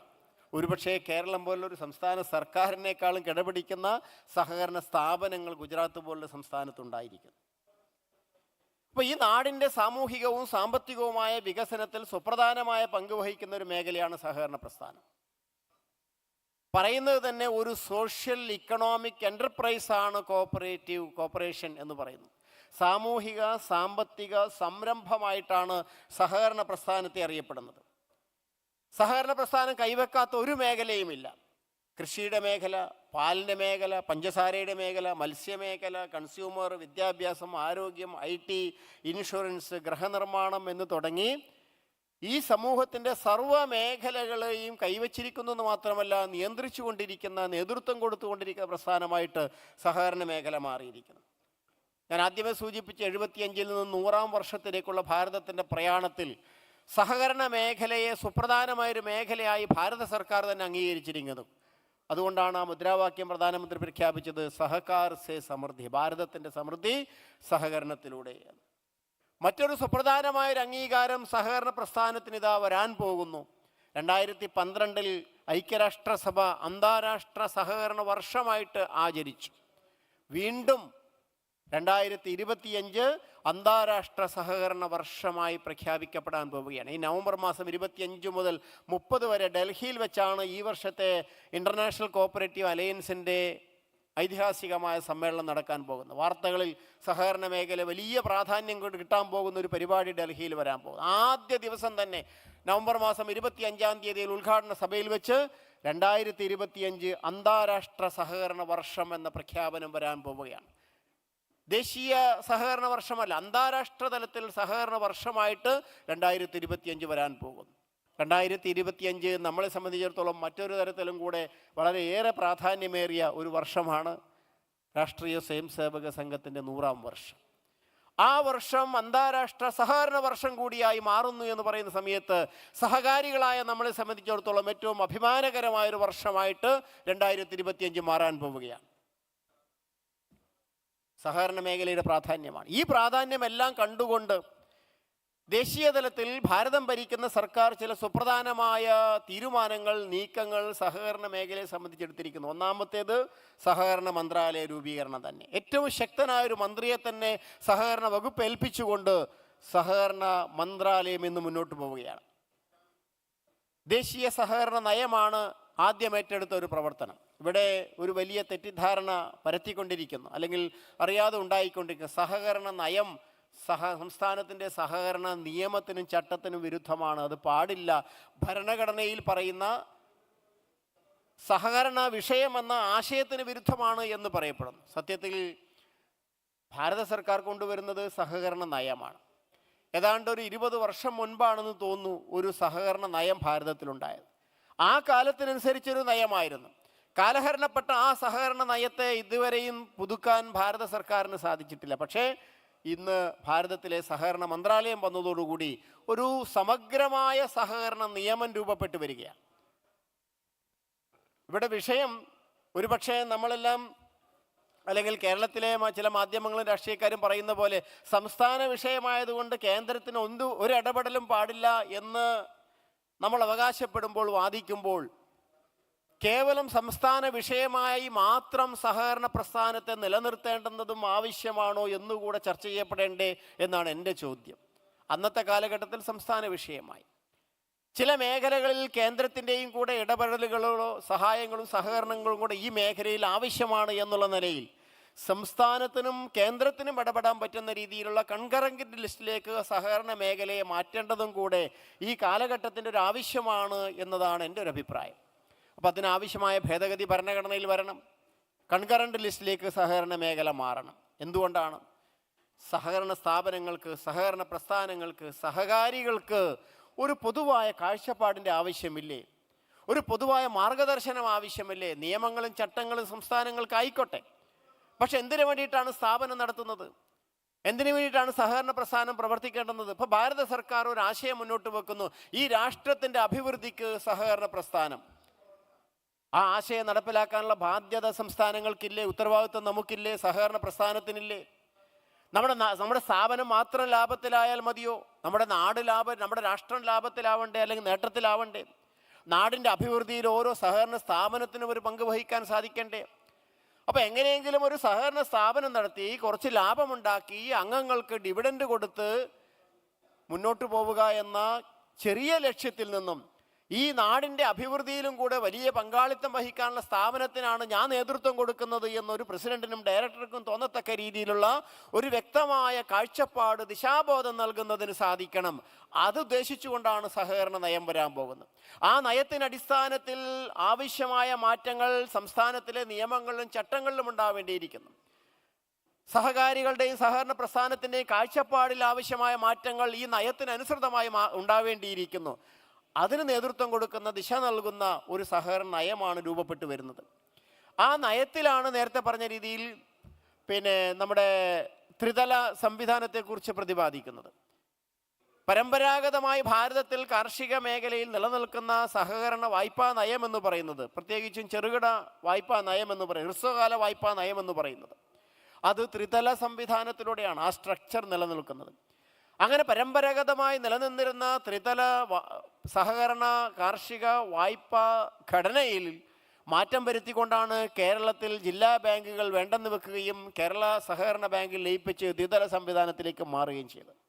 അന്ന് അതിനെ സ്വീകരിച്ച ഭരണകക്ഷിയിലെ പാർട്ടികൾ പോലും ഇന്ന് അത് തെറ്റായിപ്പോയി എന്ന് പരസ്യമായി സമ്മതിക്കുന്ന, അവരുടെ സംസ്ഥാന സഹകരണ ബാങ്കിൻ്റെയും ജില്ലാ സഹകരണ ബാങ്കിലെയും ജീവനക്കാരുടെ സംഘടനകൾ പോലും രാഷ്ട്രീയ ഭേദമന്യേ ഒരബദ്ധമായ തീരുമാനമായി പോയി എന്ന് പരസ്യമായി പറയുന്ന ഒരു നിലയിലേക്ക് കേരള ബാങ്ക് എത്തിയിട്ടുണ്ടെങ്കിൽ ഈ ത്രിതല സംവിധാനത്തിനും ദ്വിതലത്തിലേക്കുള്ള മാറ്റം പരാജയമായിരുന്നു, ഒരബദ്ധമായിരുന്നു എന്നാണ് കേരളത്തിൻ്റെ പൊതു അഭിപ്രായം എന്ന് പറയേണ്ടിയിരിക്കുന്നത്.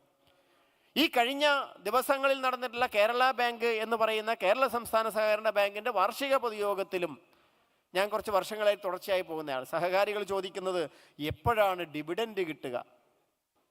ജില്ലാ സഹകരണ ബാങ്കുകളിൽ നിക്ഷേപിച്ചിരിക്കുന്ന ജില്ലാ ബാങ്കുകളിൽ അവിടുത്തെ അതിൻ്റെ പ്രവർത്തന മൂലധനം വർദ്ധിപ്പിക്കുന്നതിന് വേണ്ടി ലക്ഷങ്ങളും കോടികളും ഷെയർ നൽകിയിട്ടുള്ള പാക്സുകളുണ്ട്. സർവീസ് സഹകരണ ബാങ്കുകളൊക്കെ പ്രാഥമിക സഹകരണ സ്ഥാപനങ്ങൾ, അവർക്ക് ജില്ലാ ബാങ്ക് ആയിരുന്ന സമയത്ത് എല്ലാ വർഷവും ഡിവിഡൻഡ് കിട്ടുമായിരുന്നു.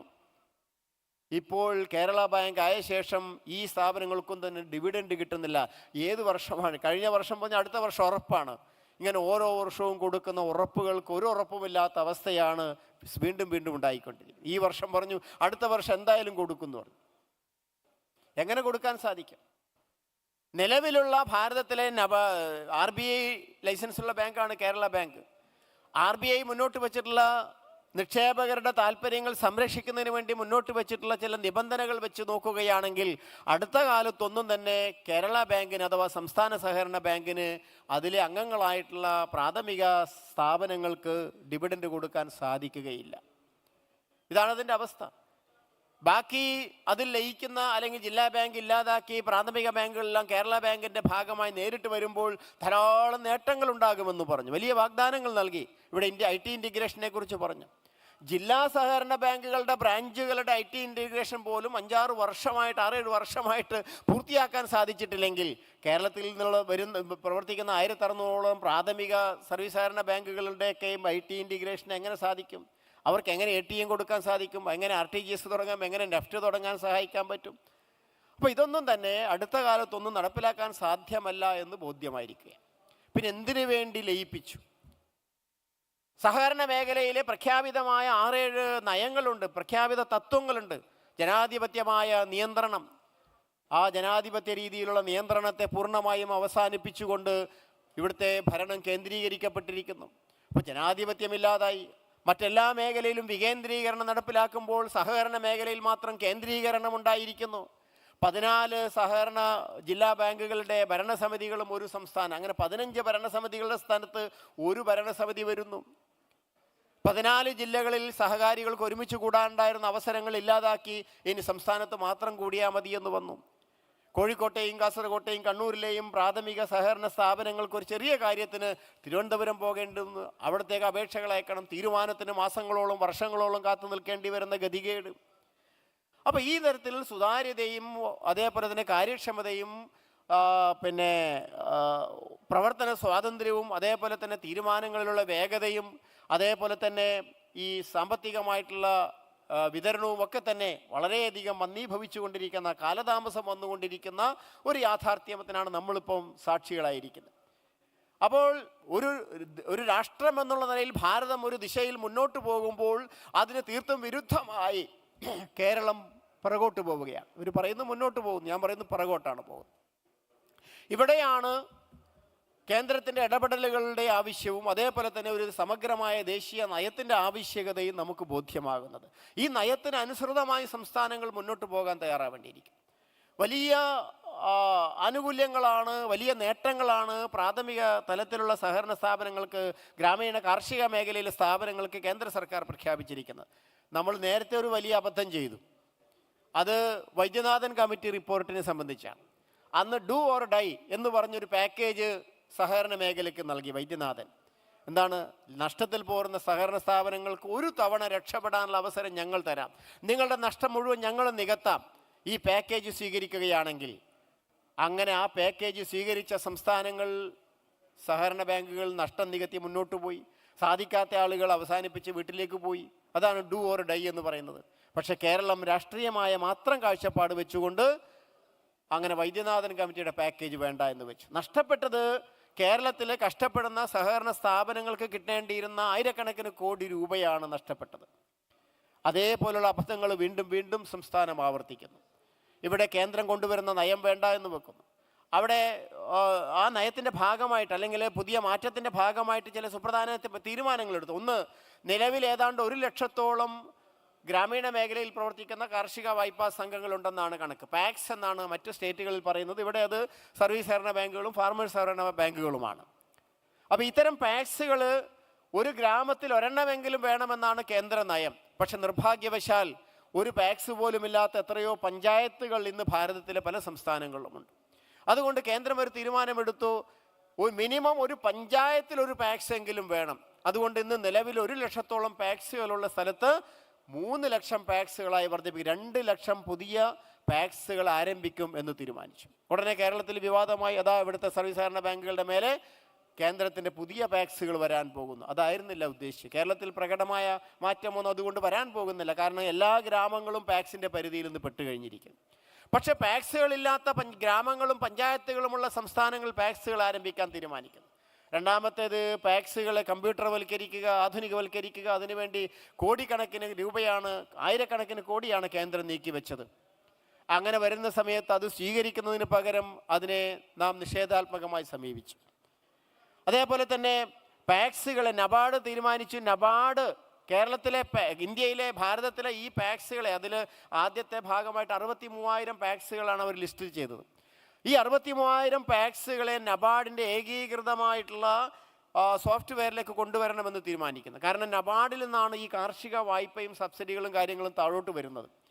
അപ്പോൾ ഈ ബെനിഫിറ്റുകൾ കർഷകർക്ക് ലഭിക്കുന്നതിന് വേണ്ടിയിട്ട് ഒരു കോമൺ സോഫ്റ്റ്വെയറിൻ്റെ കീഴിൽ കൊണ്ടുവരിക എന്ന നയം സ്വീകരിച്ച സമയത്ത് ആ കോമൺ സോഫ്റ്റ്വെയർ വേണ്ടാന്ന് വെച്ചു. ഞങ്ങൾക്ക് ഞങ്ങളുടെ സോഫ്റ്റ്വെയർ ഉണ്ട് എന്ന് പറഞ്ഞ് അത് നടപ്പിലാക്കി. അതിൻ്റെ പരിണത ഫലം ഇവിടെ ശ്രീ സാജൻ സൂചിപ്പിച്ചു കഴിഞ്ഞു. അപ്പോൾ അവിടെയും നിഷേധാത്മകമായ സമീപനമാണ് വരുന്നത്. മറ്റൊന്ന്, പാക്സുകൾ ഇന്ന് കേവലം നിക്ഷേപം സ്വീകരിക്കുകയും വായ്പ കൊടുക്കുകയും കുറച്ച് വളം വിൽക്കുകയും ചെയ്യുന്ന സ്ഥാപനങ്ങളായിട്ട് നിലനിൽക്കുമ്പോൾ അത് മാത്രം പോരാ. ഒന്ന്, നാടിൻ്റെ അഭിവൃദ്ധിയിൽ സമഗ്രമായ പങ്കുവഹിക്കാൻ സാധിക്കണം. മറ്റൊന്ന്, ഈ സ്ഥാപനങ്ങൾ ലാഭത്തിലാവണം. ഈ രണ്ട് കാഴ്ചപ്പാടുകൾ വെച്ചുകൊണ്ട് പറഞ്ഞു ഇതൊരു ബഹുമുഖ സ്ഥാപനങ്ങളായിട്ട് മാറണം, മൾട്ടിപർപ്പസ് കോഓപ്പറേറ്റീവ് സൊസൈറ്റികളായിട്ട് മാറണം. അതിനുവേണ്ടി നിങ്ങളുടെ നിലവിലുള്ള ബൈലോയിൽ ഭേദഗതി വരുത്തണമെന്ന് പറഞ്ഞ് നേരത്തെ ശ്രീ മനയത്ത് യന്ത്രം പറഞ്ഞതിൽ ഒരു വിയോജിപ്പത് കോമൺ ബൈലോ അല്ല, മോഡൽ ബൈലോ ആണ് കേന്ദ്ര സർക്കാർ. കാരണം കോമൺ ബൈലോ കൊടുക്കാൻ നിലവിൽ കേന്ദ്രത്തിന് സാധ്യമല്ല, കാരണം സംസ്ഥാന വിഷയമാണ്. അതുകൊണ്ട് മോഡൽ ബൈലോ കൊടുത്തു. സ്വീകരിക്കുകയോ സ്വീകരിക്കാതിരിക്കുകയോ ചെയ്യാം. ദേശീയ വിദ്യാഭ്യാസ നയം വരുമ്പോൾ കേരളം പറഞ്ഞു ഞങ്ങൾ സ്വീകരിക്കുകയില്ല. അതേപോലെ ദേശീയ സഹകരണ നയം വരുമ്പോൾ പറയുന്നു ഞങ്ങൾ സ്വീകരിക്കുകയില്ല. നിർബന്ധിക്കാൻ സാധ്യമല്ല, സ്വീകരിക്കുകയോ സ്വീകരിക്കാതിരിക്കുകയോ ചെയ്യാം. പക്ഷെ സഹകരണ മേഖലയ്ക്ക് അത് സ്വീകരിക്കുന്നതാണോ നല്ലത്, സ്വീകരിക്കാതിരിക്കുന്നതാണോ നല്ലത് എന്ന് സഹകാരികൾ ചർച്ച ചെയ്യണം. ഇവിടെ ഈ കോമൺ സോഫ്റ്റ്വെയർ അതേപോലെ മോഡൽ ബൈലോ കൊടുക്കുന്ന സമയത്ത് ആ ബൈലോയിൽ സേവന മേഖലയെ ഏറ്റെടുത്തുകൊണ്ട് ഗ്രാമീണ മേഖലയിലെ ജനങ്ങൾക്ക് ഈ സേവനങ്ങൾ എളുപ്പത്തിൽ എത്തിച്ചു കൊടുക്കാൻ സാധിക്കുന്ന സ്ഥാപനങ്ങളായി മാറുമ്പോൾ, ഒന്ന്, സർക്കാരിൻ്റെ നല്ല നല്ല ജനകീയമായ ജനക്ഷേമ പദ്ധതികൾ കാര്യക്ഷമമായി ജനങ്ങളിലേക്ക് എത്തിക്കാൻ സാധിക്കും. രണ്ടാമത്തേത്, പുതിയ മേഖലകൾ തുറന്നു കിട്ടുന്നതിലൂടെ നഷ്ടത്തിലായ സഹകരണ സ്ഥാപനങ്ങൾ ലാഭത്തിലാവുകയും ചെയ്യും. ഈ രണ്ട് ലക്ഷ്യങ്ങൾ വെച്ചുകൊണ്ടാണ് ഈ മോഡൽ ബൈലോ കേന്ദ്രം മുന്നോട്ട് വെച്ചത്. നേരത്തെ പറഞ്ഞതിൽ 20-26-20-ലധികം സംസ്ഥാനങ്ങൾ ഇത് സ്വീകരിച്ചപ്പോൾ കേരളം അത് സ്വീകരിക്കേണ്ട എന്ന നിലപാടാണ്. ഏതെങ്കിലും ഒരു സഹകരണ സ്ഥാപനം ബൈലോ ഭേദഗതി ജനറൽ ബോഡിയിൽ പാസ്സാക്കി രജിസ്ട്രേഷന് അയച്ചാൽ JR ഓഫീസിൽ നിന്നതും മടങ്ങും, തള്ളപ്പെടും. കാരണം സംസ്ഥാന സർക്കാർ, സംസ്ഥാന വകുപ്പ് അങ്ങനെ ഒരു നിലപാട് സ്വീകരിച്ചിരിക്കും. അപ്പം അത് മാറ്റണം. ആ കോമൺ ബൈലോ സ്വീകരിക്കാൻ സംസ്ഥാനത്തെ സഹകരണ സ്ഥാപനങ്ങൾ, പ്രത്യേകിച്ചും പാക്സുകൾക്ക് അനുവാദം കൊടുക്കണം.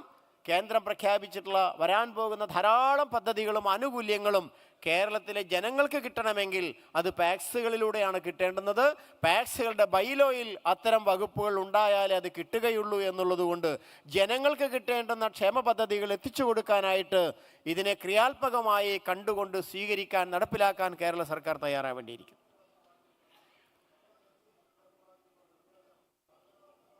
ഗ്യാസ് വിതരണം പോലെയുള്ള പ്രധാനപ്പെട്ട സേവന മേഖലകൾ ഈ പാക്സുകളെ ഏൽപ്പിക്കണമെന്നാണ് കേന്ദ്ര സർക്കാർ തീരുമാനം. അതാണ് ബൈലോ ഭേദഗതി.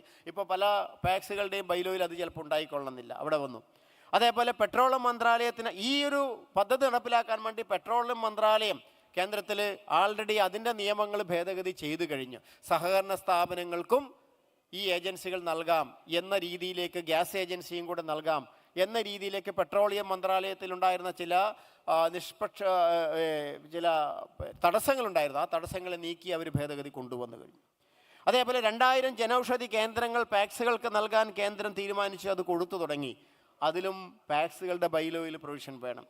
വളം വിതരണത്തിന് ഏതാണ്ട് 15,000 പുതിയ സഹകരണ സ്ഥാപനങ്ങൾക്ക് ഇപ്പോൾ, നേരത്തെ ഉള്ളത് കൂടാതെ 15,000 പാക്സുകൾക്ക് സ്ഥാപനങ്ങൾക്കും ഇപ്പോൾ കേന്ദ്രം ലൈസൻസ് നൽകി കഴിഞ്ഞിരിക്കുകയാണ്. അതേപോലെ തന്നെ നികുതി മേഖലയിലാണ് വലിയൊരു ആരോപണം നിലനിൽക്കുന്നത്. ആ നികുതിയിലും ചില തടസ്സങ്ങളുണ്ടായിരുന്നത്, ചില ബാധ്യതകളുണ്ടായിരുന്നത് മെല്ലെ മെല്ലെ കേന്ദ്രം നീക്കി തുടങ്ങിയിരിക്കുന്നു. അതിൽ സഹകാര ഭാരതിയുടെ ഇടപെടലും കൂടെ ഉണ്ട് എന്ന് കൂട്ടത്തിൽ ഞാൻ പറഞ്ഞുകൊള്ളട്ടെ. ഏതാണ്ട് കമ്പനികൾക്ക് തത്തുല്യമായ നിരക്കിൽ ഇന്ന് സഹകരണ സ്ഥാപനങ്ങളുടെയും കൂടെ നികുതി കുറച്ചു കൊണ്ടുവന്നിരിക്കുകയാണ്. അതേപോലെ തന്നെ സർചാർജ് എന്നൊരു വിഷയമുണ്ടായിരുന്നു. അതൊരു ഏതാണ്ട് 12%. 1 കോടി മുതൽ 10 കോടി വരെയുള്ള സഹകരണ സ്ഥാപനങ്ങളുടെ വരുമാനത്തിനൊരു സർചാർജ് ഉണ്ടായിരുന്നത് 12%. അത് 7% കുറച്ചു. അതേപോലെ തന്നെ ക്യാഷായിട്ട് നമ്മൾ ഡെപ്പോസിറ്റ് ചെയ്യുമ്പോഴും ക്യാഷായിട്ട് വിഡ്രോ അല്ലെങ്കിൽ വായ്പ എടുക്കുന്ന സമയത്തും അതിൻ്റെ പരിധി 20,000 രൂപയായിരുന്നത് ഇന്ന് 2 ലക്ഷമായി വർദ്ധിപ്പിച്ചു. അപ്പോൾ 2 ലക്ഷം രൂപ വരെ ക്യാഷ് ഡെപ്പോസിറ്റിനും ക്യാഷ് വിഡ്രോവലിനും TDS പിടിക്കേണ്ട എന്ന ഒരു ആനുകൂല്യം സഹകരണ സ്ഥാപനങ്ങൾക്ക് കേന്ദ്ര സർക്കാരും ആദായ നികുതി വകുപ്പ് നൽകാൻ തയ്യാറായി. TDS ആണ് മറ്റൊരു പ്രധാനപ്പെട്ട വിഷയമായിട്ടുണ്ടായിരുന്നത്. 1 കോടി രൂപയായിരുന്നു TDS വിഡ്രോവലിൻ്റെ ലിമിറ്റ്. ആ വിഡ്രോവൽ ലിമിറ്റ് 3 കോടി രൂപയായിട്ട് വർദ്ധിപ്പിച്ചു. അപ്പോൾ ഇങ്ങനെയുള്ള സുപ്രധാനമായ മാറ്റങ്ങൾ ആ നികുതി മേഖലയിൽ ഉണ്ടാക്കിയെടുത്തു. മൾട്ടി സ്റ്റേറ്റ് കോപ്പറേറ്റീവ് സൊസൈറ്റിയുടെ അമെൻമെൻറ്റ് വന്നു. അതിനെക്കുറിച്ച് വിനയചന്ദ്രൻ കാര്യമായി പറഞ്ഞു. 2-3 പ്രധാനപ്പെട്ട മാറ്റങ്ങൾ മൾട്ടി സ്റ്റേറ്റ് ബഹുസംസ്ഥാന സഹകരണ സ്ഥാപനങ്ങൾ നിയമത്തിലുണ്ടായിരിക്കുന്നു. അതിലൊന്ന്, ഇതുവരെ മൾട്ടി സ്റ്റേറ്റ് കോപ്പറേറ്റീവ് സൊസൈറ്റിയിൽ വനിതാ സംവരണം ഉണ്ടായിരുന്നില്ല. ആദ്യമായിട്ട് മൾട്ടി സ്റ്റേറ്റ് കോപ്പറേറ്റീവ് സൊസൈറ്റികളിൽ വനിതാ സംവരണം ഉണ്ടായിരിക്കുന്നു. SC/ST സംവരണം ഉണ്ടായിരുന്നില്ല. SC/ST സംവരണം കൊണ്ടുവന്നു. അതേപോലെ തന്നെ കേരളത്തിലുള്ള പോലെയുള്ള ഒരു ഇലക്ഷൻ കമ്മീഷനും റിക്രൂട്ട്മെൻറ്റ് ബോർഡും ഒന്നും തന്നെ മൾട്ടി സ്റ്റേറ്റിൽ ഉണ്ടായിരുന്നില്ല. മൾട്ടി സ്റ്റേറ്റിൽ ആദ്യമായിട്ട് തെരഞ്ഞെടുപ്പ് നടത്തുന്നതിനുള്ള ഒരു ഇലക്ഷൻ അതോറിറ്റി കൊണ്ടുവന്നിരിക്കുന്നു. അതേപോലെ നിയമനങ്ങൾക്ക് മൾട്ടി സ്റ്റേറ്റ് സഹകരണ സ്ഥാപനങ്ങൾക്ക് നിയമന അതോറിറ്റിയിൽ പരീക്ഷ നടത്തുന്ന അതോറിറ്റിയെ നിർദ്ദേശിച്ചിരിക്കുന്നു. ഇങ്ങനെയുള്ള സുപ്രധാനമായ മാറ്റങ്ങൾ മൾട്ടി സ്റ്റേറ്റ് കോപ്പറേറ്റീവ് സൊസൈറ്റിയിൽ കൊണ്ടുവന്നു. അതേപോലെ 3 പ്രധാനപ്പെട്ട മൾട്ടി സ്റ്റേറ്റ് കോപ്പറേറ്റീവ് സൊസൈറ്റികൾ ഭാരത സർക്കാർ നേരിട്ട് നേതൃത്വം കൊടുത്തുകൊണ്ട് ആരംഭിച്ചിരിക്കുന്നു. ഒന്ന്, സഹകരണ സ്ഥാപനങ്ങൾ ഉൽപ്പാദിപ്പിക്കുന്ന ഉൽപ്പന്നങ്ങൾ വിദേശത്തേക്ക് കയറ്റുമതി ചെയ്യുക എന്നുള്ള ഉദ്ദേശത്തിൽ NECL, national exports cooperative limited, അതാണൊരു പേര്. മാർക്കറ്റിംഗ് മേഖലയാണ് ഒരു പ്രധാനപ്പെട്ട തടസ്സം അല്ലെങ്കിൽ പ്രതിബന്ധം. നമുക്ക് ധാരാളം ഉൽപ്പന്നങ്ങൾ നമ്മൾ ഉൽപ്പാദിപ്പിക്കുന്നുണ്ട്, പക്ഷെ അതിന് ആവശ്യമായ മാർക്കറ്റ് കിട്ടുന്നില്ല. അപ്പോൾ വിദേശത്ത് മാർക്കറ്റുകൾ ഉപയോഗപ്പെടുത്താൻ സാധിക്കുന്ന രീതിയിൽ കയറ്റുമതി നിയമത്തിൽ മാറ്റം വരുത്തുകയും അതേപോലെ അതിനുവേണ്ടി ഒരു മൾട്ടി സ്റ്റേറ്റ് കോപ്പറേറ്റീവ് സൊസൈറ്റി ആരംഭിക്കുകയും ചെയ്തു. പിന്നൊന്ന്, ഭാരതത്തിൻ്റെ പരമ്പരാഗതമായ വിത്ത് മേഖലയുണ്ട്. നമ്മുടെ കാർഷിക മേഖലയിലെ വിത്തുകൾ പലതും നമുക്ക് നഷ്ടപ്പെട്ടുകൊണ്ടിരിക്കുകയാണ്. വിദേശ വിത്തുകൾ വന്നുകൊണ്ടിരിക്കുന്നു. ഭാരതത്തിൻ്റെ കാലാവസ്ഥയ്ക്കും മണ്ണിനും അനുസൃതമായിട്ടുള്ള വിത്തുകൾ ഉണ്ടായിരുന്ന ഒരു നാട് പലതും ഇന്ന് കാണാതായിരിക്കുന്നു. അപ്പം അങ്ങനെയുള്ളൊരു മേഖലയുടെ പ്രാധാന്യം മുന്നിൽ കണ്ടുകൊണ്ട് അങ്ങനെയുള്ള വിത്തുകളെ കണ്ടെത്തുകയും സംരക്ഷിക്കുകയും പരിപോഷിപ്പിക്കുകയും വിതരണം ചെയ്യുകയും ചെയ്യുന്നതിന് വേണ്ടിയിട്ട്, അത്തരം വിത്തുകൾ ഉപയോഗിച്ചുകൊണ്ടുള്ള കൃഷിയെ പ്രോത്സാഹിപ്പിക്കുന്നതിന് വേണ്ടിയിട്ട് ഭാരതീയ ബീജ് സഹകാരി സമിതി ലിമിറ്റഡ് BBSSL എന്ന പേരിൽ ഒരു മൾട്ടി സ്റ്റേറ്റ് കോപ്പറേറ്റീവ് സൊസൈറ്റി ആരംഭിച്ചു. പിന്നെ മൂന്നാമത്തേത് ഓർഗാനിക് ജൈവവള മേഖലയിലുള്ള national cooperative Organics limited NCOL എന്നാണ് അതിൻ്റെ പേര്. അംഗീകൃത ജൈവ ഉൽപ്പന്നങ്ങളുടെ ഉൽപ്പാദനവും അവയുടെ വിതരണവും അവയുടെ വിപണനവും, ഇത് 3 ലക്ഷ്യം വെച്ചുകൊണ്ടുള്ള മറ്റൊരു ഈ 3 പ്രധാനപ്പെട്ട മൾട്ടി സ്റ്റേറ്റ് കോപ്പറേറ്റീവ് സൊസൈറ്റികൾ പ്രവർത്തനം ആരംഭിച്ചു കഴിഞ്ഞിരിക്കുന്നു. ഇന്ത്യയിലെ ഭാരതത്തിലെ സഹകരണ സ്ഥാപനങ്ങളോട് അതിൽ അംഗമാകാൻ ആവശ്യപ്പെട്ടിരിക്കുകയാണ്. കേരളത്തിലെ സഹകരണ സ്ഥാപനങ്ങൾ അതിൽ അംഗമാകാൻ താല്പര്യപ്പെടുമ്പോൾ ഡിപ്പാർട്ട്മെൻറ്റ് മുഖം തിരിഞ്ഞു നിൽക്കുന്നൊരു വസ്തുതയും നിലനിൽക്കുന്നുണ്ട് എന്നതൊരു യാഥാർത്ഥ്യമാണ്. അപ്പം അങ്ങനെ ഒരു കാര്യം വന്നിരിക്കുന്നു. സഹകരണ നയത്തിൽ പ്രധാനമായി എടുത്തു പറയുന്ന 3 ടയർ സിസ്റ്റത്തെക്കുറിച്ച് ഞാൻ പറഞ്ഞു കഴിഞ്ഞിരിക്കുന്നു. ഇതൊക്കെയാണ് ഭാരതത്തിൽ ദേശീയ തലത്തിൽ കേന്ദ്ര വകുപ്പിൻ്റെയും സർക്കാരിൻ്റെയും ഒക്കെ കീഴിൽ നടന്നുകൊണ്ടിരിക്കുന്ന സഹകരണ മേഖലയിൽ സുപ്രധാനമായ മാറ്റങ്ങൾ. ഇതിനെയാണ് വളരെ വിമർശിച്ചുകൊണ്ട് പ്രതികൂലമായ ഒരു ചർച്ച കേരളത്തിൽ നടത്തിയിരിക്കുന്നത്. ഒന്നേ നമുക്ക് അഭിപ്രായപ്പെടാനുള്ളൂ, ഇത് നിഷേധാത്മകമായി ഇതിനെ കാണാതെ കണ്ട് കേരളത്തിലെ ജനങ്ങൾക്കും ഭാരതത്തിലെ മറ്റു സംസ്ഥാനങ്ങളിലെ ജനങ്ങൾക്ക് കിട്ടിക്കൊണ്ടിരിക്കുന്ന അല്ലെങ്കിൽ കിട്ടാൻ പോകുന്ന നിരവധി ക്ഷേമ പദ്ധതികളെ, ആനുകൂല്യങ്ങളെ കേരളത്തിലെ കർഷകർക്കും ഗ്രാമീണ മേഖലയിലെ ജനങ്ങൾക്കുമൊക്കെ എത്തിച്ചു കൊടുക്കുന്നതിന് വേണ്ടിയിട്ട് കേരളം ഒരു ക്രിയാത്മകമായ സമീപനം ഈ കേന്ദ്രത്തിലെ മാറ്റങ്ങളോട് സ്വീകരിക്കണം എന്നാണ് ഈ സെമിനാറിൽ നമുക്ക് ആവശ്യപ്പെടുവാനുള്ളത്. കേരളത്തെ സംബന്ധിച്ചിടത്തോളം സഹകരണ മേഖല വിശ്വാസ്യത നഷ്ടപ്പെടുന്ന ഒരു മേഖലയായി മാറിയിരിക്കുന്നു. കേരളത്തിലെ സഹകരണ മേഖലയെ കേന്ദ്രം തകർക്കുന്നു എന്നാണ് ആരോപണം. സത്യത്തിൽ കേരളത്തിലെ സഹകരണ മേഖല തകരുന്നുണ്ട് എന്നാണല്ലോ അതിലർത്ഥം. തകർക്കുന്നു എന്ന് പറഞ്ഞാൽ തകരുന്നുണ്ട് എന്ന് പരോക്ഷമായി അംഗീകരിക്കും. ആരാണ് കേരളത്തിലെ സഹകരണ മേഖലയുടെ തകർച്ചയുടെ കാരണക്കാർ? എന്താണ് അതിൻ്റെ കാരണം? ഈ വസ്തുതയെ നമ്മൾ മറച്ചു വെച്ചതുകൊണ്ട് നിഷേധിച്ചതുകൊണ്ട് കാര്യമില്ല. വസ്തുതയെ നമ്മൾ അംഗീകരിക്കാൻ തയ്യാറാകുമ്പോഴേ പ്രശ്നങ്ങൾ പരിഹരിക്കാൻ സാധിക്കുകയില്ല. കേരളത്തിലെ സഹകരണ മേഖലയ്ക്ക് തടസ്സമായി നിൽക്കുന്ന, തകർച്ചയ്ക്ക് കാരണമായി നിൽക്കുന്നതിന് ഒന്ന് നമ്മളിപ്പോൾ ചർച്ച ചെയ്ത് കഴിഞ്ഞു. ഒന്ന്, പോസിറ്റീവായിട്ടുള്ള സമീപനം ഭാരത സർക്കാർ സ്വീകരിക്കുമ്പോൾ അതിനോട് പുറംതിരിഞ്ഞ് നിൽക്കുക എന്നുള്ളത് തകർച്ചയുടെ ഒരു കാരണം. അതുകൊണ്ട് തന്നെ കേരളത്തിന് കിട്ടേണ്ട പലതും കിട്ടാതാകും.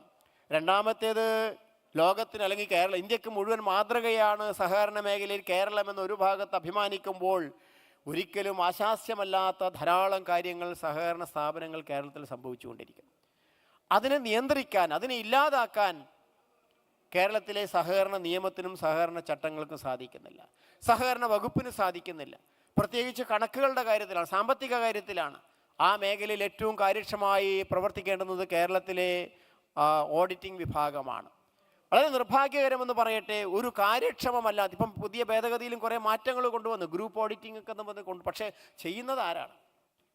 ഓഡിറ്റിങ്ങിൽ പ്രത്യേക പരിശീലനം കിട്ടാത്ത, പ്രത്യേക പ്രഗത്ഭരായ ആളുകളില്ലാത്ത സാധാരണ സംസ്ഥാന സർക്കാരിൻ്റെ, അവരെ കുറച്ച് കാണുകയല്ല, സഹകരണത്തിലെ മറ്റു ജനറൽ വിഭാഗം കൈകാര്യം ചെയ്യുന്ന ആളുകൾ ഒരു പ്രത്യേക കാലഘട്ടത്തിൽ ഓഡിറ്റ് ചെയ്യപ്പെടേണ്ടി വരുന്നു, അല്ലെങ്കിൽ ഓഡിറ്റർമാരാകേണ്ടി വരുന്നു എന്നതിനപ്പുറത്ത് ഓഡിറ്റ് ചെയ്യാനുള്ളൊരു പ്രത്യേക പരിശീലനം സിദ്ധിച്ചവരാണോ, പ്രത്യേക ക്വാളിഫിക്കേഷനിലോ, പ്രത്യേകിച്ചും ആധുനിക സാഹചര്യത്തിൽ, ഈ ടെക്നോളജിയൊക്കെ ഇത്രയേറെ മാറി വന്നിരിക്കുന്ന സാഹചര്യത്തിൽ സാമ്പത്തിക മേഖലയെ ഓഡിറ്റ് ചെയ്യുവാനുള്ള ഒരു ഓഡിറ്റ് വിഭാഗം കേരളത്തിലുണ്ടോ എന്ന് ചോദിച്ചാൽ ഇല്ല എന്ന് പറയേണ്ടി വരും. അപ്പോൾ സമഗ്രമായ ഒരു അഴിച്ചുപണി കേരളത്തിലെ ഓഡിറ്റ് വിഭാഗത്തിൽ ഉണ്ടാവേണ്ടിയിരിക്കുന്നു. അതിനനുസൃതമായ ഒരു അഴിച്ചുപണി കേരളത്തിലെ സഹകരണ നിയമത്തിലും ചട്ടങ്ങളിലും ഉണ്ടാവേണ്ടിയിരിക്കുന്നു. കണ്ണു തുറന്ന് നമ്മളിതിനെ കണ്ടേ മതിയാവും. സഹകരണ മേഖലയിലെ ചില കാര്യങ്ങൾ മാത്രമാണ് കേന്ദ്രത്തിന് ഇടപെടാൻ പറ്റുക. സഹകരണ നിയമത്തിലും ചട്ടങ്ങളിലും അങ്ങനെ നേരിട്ട് ഇടപെടാൻ സാധ്യമല്ല. പക്ഷേ ഒരു ദേശവിരുദ്ധ പ്രവർത്തനം ഒരു സഹകരണ സ്ഥാപനത്തിൽ നടക്കുമ്പോൾ ED വരാൻ പാടില്ല, അല്ലെങ്കിൽ CBI വരാൻ പാടില്ല എന്ന് പറയാൻ സഹകാരികൾക്ക് സാധ്യമാണോ? കാരണം നമ്മളൊരു ഇന്ത്യൻ പൗരനാണ്. പലതും പറയുന്ന കേട്ടാൽ കേരളം പ്രത്യേകമാണ്, ഇന്ത്യയുടെ ഭാഗമല്ല എന്ന് തോന്നിപ്പോകുന്ന വാദമുഖങ്ങളാണ് പലപ്പോഴും വരുന്നത്. ആദായ നികുതി വകുപ്പ് കേരളത്തിൻ്റെ പൊതു നിയമമാണ്. അത് സഹകാരിക്കും ബാധകമാണ്, വ്യവസായിക്കും ബാധകമാണ്, കൃഷിക്കാരനും ബാധകമാണ്, വിദ്യാർത്ഥിക്കും ബാധകമാണ്, അധ്യാപകനും ബാധകമാണ്. ആ ഒരു നികുതി നിയമം അല്ലെങ്കിൽ ഇൻകം ടാക്സ് ആക്ട് എന്ന് പറയുന്നത് കേരളത്തിലെ സഹകരണ മേഖലയിൽ പാടില്ല എന്ന് പറയാൻ നമുക്ക് സാധിക്കുമോ? ഒരിക്കലും സാധ്യമല്ല. പക്ഷേ നമ്മൾ ആവശ്യപ്പെടുന്ന ഒന്നുണ്ട്, സഹകരണ സ്ഥാപനങ്ങൾ ഉണ്ടാക്കുന്ന ലാഭത്തിന്മേൽ ഈടാക്കുന്ന നികുതി അത് കുറവ് വരുത്തണമെന്ന് നമ്മൾ സെക്ഷൻ 80P എടുത്തു കളഞ്ഞൊരു പ്രശ്നം നമ്മൾ അഭിമുഖീകരിച്ചിരുന്നു. അതിന് പരിഹാരം വല്ല ഉണ്ടായിക്കൊണ്ടിരിക്കുകയാണ്. സ്ഥാപനങ്ങൾ ഇത്ര കഷ്ടപ്പെട്ടുണ്ടാക്കുന്ന ലാഭത്തിന് വലിയ നികുതി കൊടുക്കേണ്ടി വരുന്നത് ഒരു ബാധ്യതയാണ്, അത് മാറണം. പക്ഷേ സ്ഥാപനത്തിൽ നിക്ഷേപിക്കുന്ന ആളുകൾ ആരും തന്നെ നികുതിയുടെ പരിധിയിൽ വരാൻ പാടില്ല എന്ന് പറയാൻ നമുക്ക് സാധ്യമല്ല. ഒരു ഇന്ത്യൻ പൗരൻ എന്നുള്ള നിലയിൽ അവരുടെ വരുമാനത്തിൻ്റെ സ്രോതസ്സ് നിയമപരമായി അറിയിക്കേണ്ടടുത്ത് അറിയിക്കണം. സർക്കാരിന് കൊടുക്കേണ്ടുന്നതായ നികുതി കൊടുക്കാൻ ഒരു പൗരൻ എന്ന നിലയിൽ ബാധ്യസ്ഥനാണ്. ഒരു സഹകരണ മേഖലയിൽ നിക്ഷേപിച്ചതുകൊണ്ട് മാത്രം ആ നിയമത്തിൻ്റെ പരിധിയിൽ നിന്നും ഒരാൾക്ക് രക്ഷപ്പെടാനുള്ള സാഹചര്യം ഉണ്ടായിക്കൂടാ. ഇതാണ് നമ്മുടെ കാഴ്ചപ്പാട്. അതുകൊണ്ട് ആ മേഖലയിൽ ഇടപെടാൻ പാടില്ല എന്ന് പറയുന്നത് ഈ മേഖലയിലെ പുറത്തു വരാൻ പാടില്ല എന്ന് ഇവർ പലരും ആഗ്രഹിക്കുന്ന പല കാര്യങ്ങളെയും തടഞ്ഞു നിർത്താനുള്ള ഒരു ശ്രമത്തിൻ്റെ ഭാഗമാണ്. അതേപോലെ തന്നെ CBI വരാൻ പാടില്ല, ED വരാൻ പാടില്ല. EDയുടെ ഒരു മേഖലയുണ്ട്. EDയുടെ പരിധിയിൽ പെടുന്നൊരു വിഷയമാണെങ്കിൽ ഏത് സ്ഥാപനത്തിലും സാമ്പത്തിക കാര്യങ്ങളിൽ EDക്ക് കടന്ന് ഇടപെടാൻ സാധിക്കും. അപ്പോൾ അവിടെ ഒരു പ്രതിരോധം തീർക്കുക എന്ന് പറഞ്ഞാൽ അത് സത്യത്തിൽ നമ്മുടെ ഒരു പൊതുവായ ഇന്ത്യൻ പൗരന്മാരെന്നുള്ള നിലയിലുള്ള, ഒരു രാഷ്ട്രം എന്നുള്ള നിലയിലുള്ള, ഒരു രാജ്യം എന്നുള്ള നിലയിലുള്ള നമ്മുടെ ഒരു കൂട്ടായ്മയ്ക്ക് വിരുദ്ധമായിട്ട്, ഒരു കാഴ്ചപ്പാടിന് വിരുദ്ധമായിട്ടുള്ള സമീപനമാണ്. അതുകൊണ്ട് സഹകരണ മേഖലയെ ഇത്തരം ദേശവിരുദ്ധമായ കാര്യങ്ങളിൽ നിന്നും ആരെയെങ്കിലും രക്ഷപ്പെടുത്താനുള്ള ഒരു മുഖംമൂടിയായിട്ടോ ഒരു രക്ഷാകവചമായിട്ടോ ഉപയോഗിക്കാൻ പാടില്ല എന്നുള്ളതാണ് നമ്മുടെ കാഴ്ചപ്പാട്. അതുകൊണ്ട് അത്തരം മേഖലകളിൽ നമ്മൾ കൃത്യമായൊരു സമീപനം സ്വീകരിച്ച് കേരളത്തിൽ ആവശ്യമായ മാറ്റങ്ങൾ വരുത്തി ഈ രാജ്യത്തോടൊപ്പം തന്നെ, ഈ രാഷ്ട്രത്തോടൊപ്പം തന്നെ കേരളവും മുന്നേറാൻ തയ്യാറാണ്. ഒരു ദേശീയ പ്രവാഹം എന്നുള്ള നിലയിൽ ഭാരതം മുന്നോട്ട് പോകുമ്പോൾ കേരളവും ഒരടി പോലും പിന്നിൽ നിൽക്കാതെ, ഒരു ഇഞ്ച് പോലും പിന്നിൽ നിൽക്കാതെ ഒരുമിച്ച് പോകാൻ തയ്യാറാവണം. അതിനാവശ്യമായ ഒരു ചിന്തയും ചർച്ചയും മാറ്റങ്ങളും ആണ് കേരളത്തിൽ ആവശ്യം എന്ന് മാത്രം പറഞ്ഞുകൊണ്ട് ഞാൻ ഏതാണ്ട് എല്ലാവരും ഒരു പൊതു സമീപനം, ഒരു ആശയം പങ്കുവെച്ചതുകൊണ്ട് ഈ ചർച്ചയിൽ പങ്കെടുത്തവരെ അഭിനന്ദിച്ചുകൊണ്ട് ഞാൻ എൻ്റെ വാക്കുകൾ അവസാനിപ്പിക്കുകയാണ്. ജയ് സഹകാർ. Thank you sir. അടുത്തതായി ഉപഹാര സമർപ്പണമാണ്. ഈ സെമിനാറിൽ പങ്കെടുത്ത ശ്രീ സാജു ജെയിംസ് അവർക്ക് ഉപഹാരം സമർപ്പിക്കുന്നു. സഹകാർ ഭാരതിയുടെ ജില്ലാ വൈസ് പ്രസിഡന്റ് ശ്രീമതി ലൂന ഒരു ഉപഹാരം ഏറ്റുവാങ്ങാൻ ശ്രീ സാജു ജെയിംസ് അവരെ ക്ഷണിക്കുന്നു.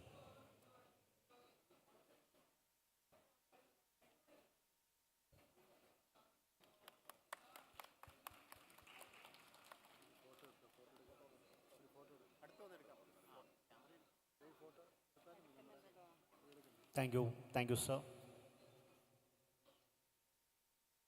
അടുത്തതായി ഈ സെമിനാറിൻ്റെ ഔപചാരികമായി നന്ദി പ്രകാശിപ്പിക്കുന്നതിന് വേണ്ടി ശ്രീ NR പ്രതാപൻ അവരെ ക്ഷണിക്കുന്നു. അദ്ദേഹം സഹകാർ ഭാരതിയുടെ ജില്ലാ ജനറൽ സെക്രട്ടറിയാണ്. സാംസ്കാരിക ദേശീയത മുറുകെ പിടിക്കുന്ന ദേശീയവാദികളുടെയും പ്രസ്ഥാനങ്ങളുടെയും ശബ്ദമായിട്ടുള്ള ജന്മഭൂമി അതിൻ്റെ 50ാമത്തെ പിറന്നാൾ ആഘോഷിക്കുന്ന ഈ വേളയിൽ അതിൻ്റെ ഭാഗമായിക്കൊണ്ട് വിജ്ഞാനോത്സവം എന്ന രീതിയിൽ ഈ മാസം 3-ാം തീയതി മുതൽ 7-ാം തീയതി വരെ നടക്കുന്ന ഈ വലിയ പരിപാടിയിൽ കേരളത്തിൽ ചർച്ച ചെയ്യപ്പെടുന്ന 5ഓളം വിഷയങ്ങൾ ആസ്പദമാക്കിക്കൊണ്ട് വിവിധ വേദികളിലായി സെമിനാറുകൾ നടക്കുന്നുണ്ട്. ആ ഒരു ഏറ്റവും പ്രധാനപ്പെട്ട വിഷയങ്ങളിൽ ഈ സഹകരണം കൂടി ഉൾപ്പെടുത്തിക്കൊണ്ട് ഈ ഒരു സെമിനാർ സംഘടിപ്പിക്കാൻ തീരുമാനിച്ച ജന്മഭൂമിയോട് ആദ്യമായിട്ട് ഞാൻ നന്ദി രേഖപ്പെടുത്തുകയാണ്. കേരളത്തിൽ നമുക്കറിയാം, സഹകരണ മേഖലയിൽ പ്രവർത്തിക്കുന്നവർ മാത്രമല്ല, പൊതുസമൂഹം തന്നെ വളരെയധികം ശ്രദ്ധയോടെ നിരീക്ഷിക്കുന്ന ഒരു മേഖലയാണ്.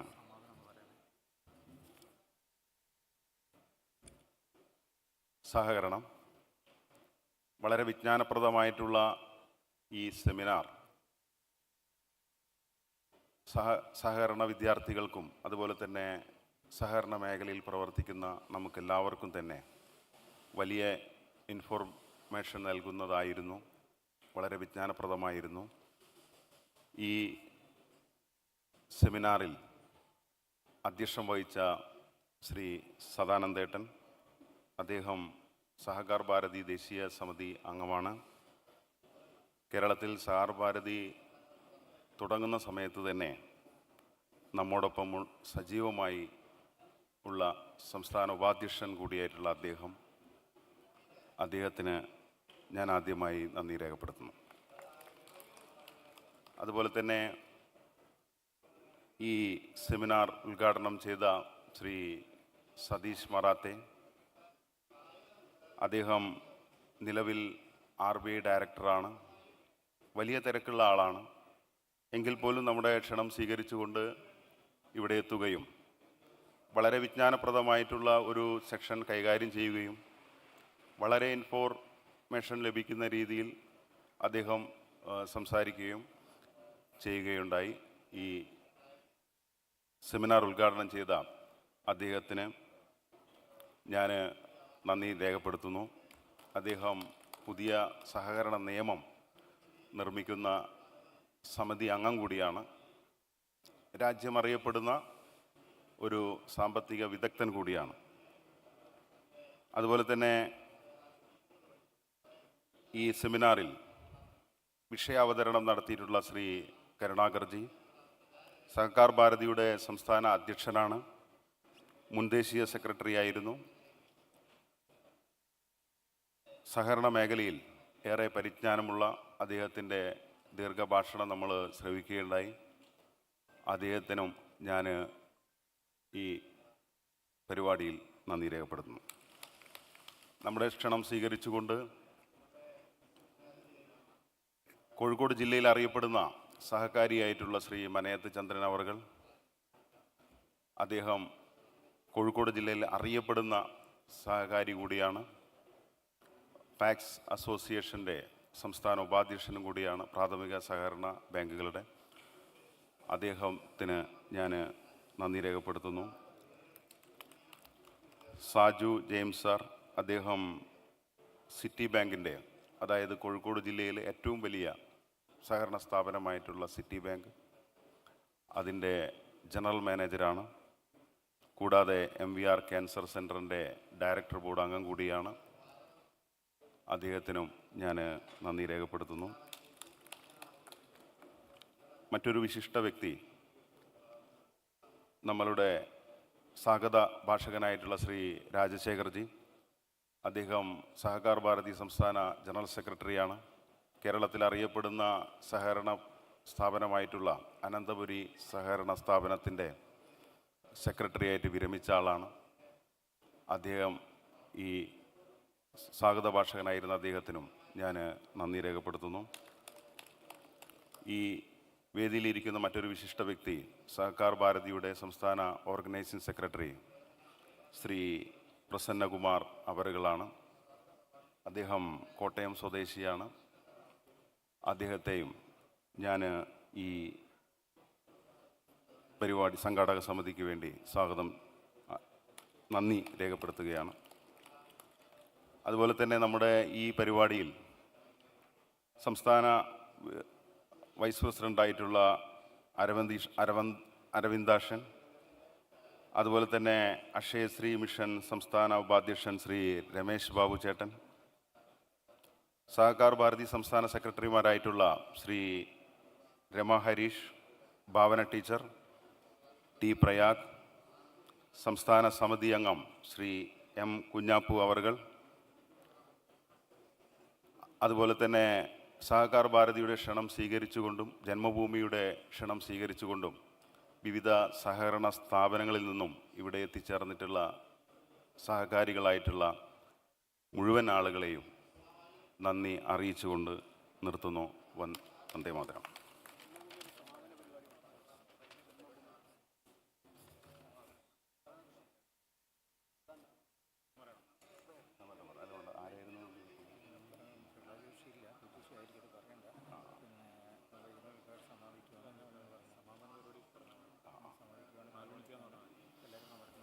ഈ 3 ദിവസത്തെ ഈ ആഘോഷ പരിപാടികളുടെ സമാപന സമ്മേളനം ഇന്ന് 4 മണിക്ക് നടക്കുകയാണ്. ശ്രീമതി പി ടി ഉഷ, അതുപോലെ തന്നെ ശ്രീ ഹരിശ്രീ അശോകൻ, വിശിഷ്ട വ്യക്തികളായിട്ട് പലരും പങ്കെടുക്കുന്ന ഈ ഒരു പരിപാടിയിൽ നമ്മൾ കൂടി പങ്കെടുക്കേണ്ടതുണ്ട്. എല്ലാവർക്കും ഉച്ചഭക്ഷണം ഇവിടെ സംവിധാനം ചെയ്തിട്ടുണ്ട്. അതിനുശേഷം ഈ പരിപാടിയിൽ കൂടി പങ്കെടുത്തതിന് ശേഷമാണ് നമ്മൾ പിരിഞ്ഞു പോകേണ്ടാവുക.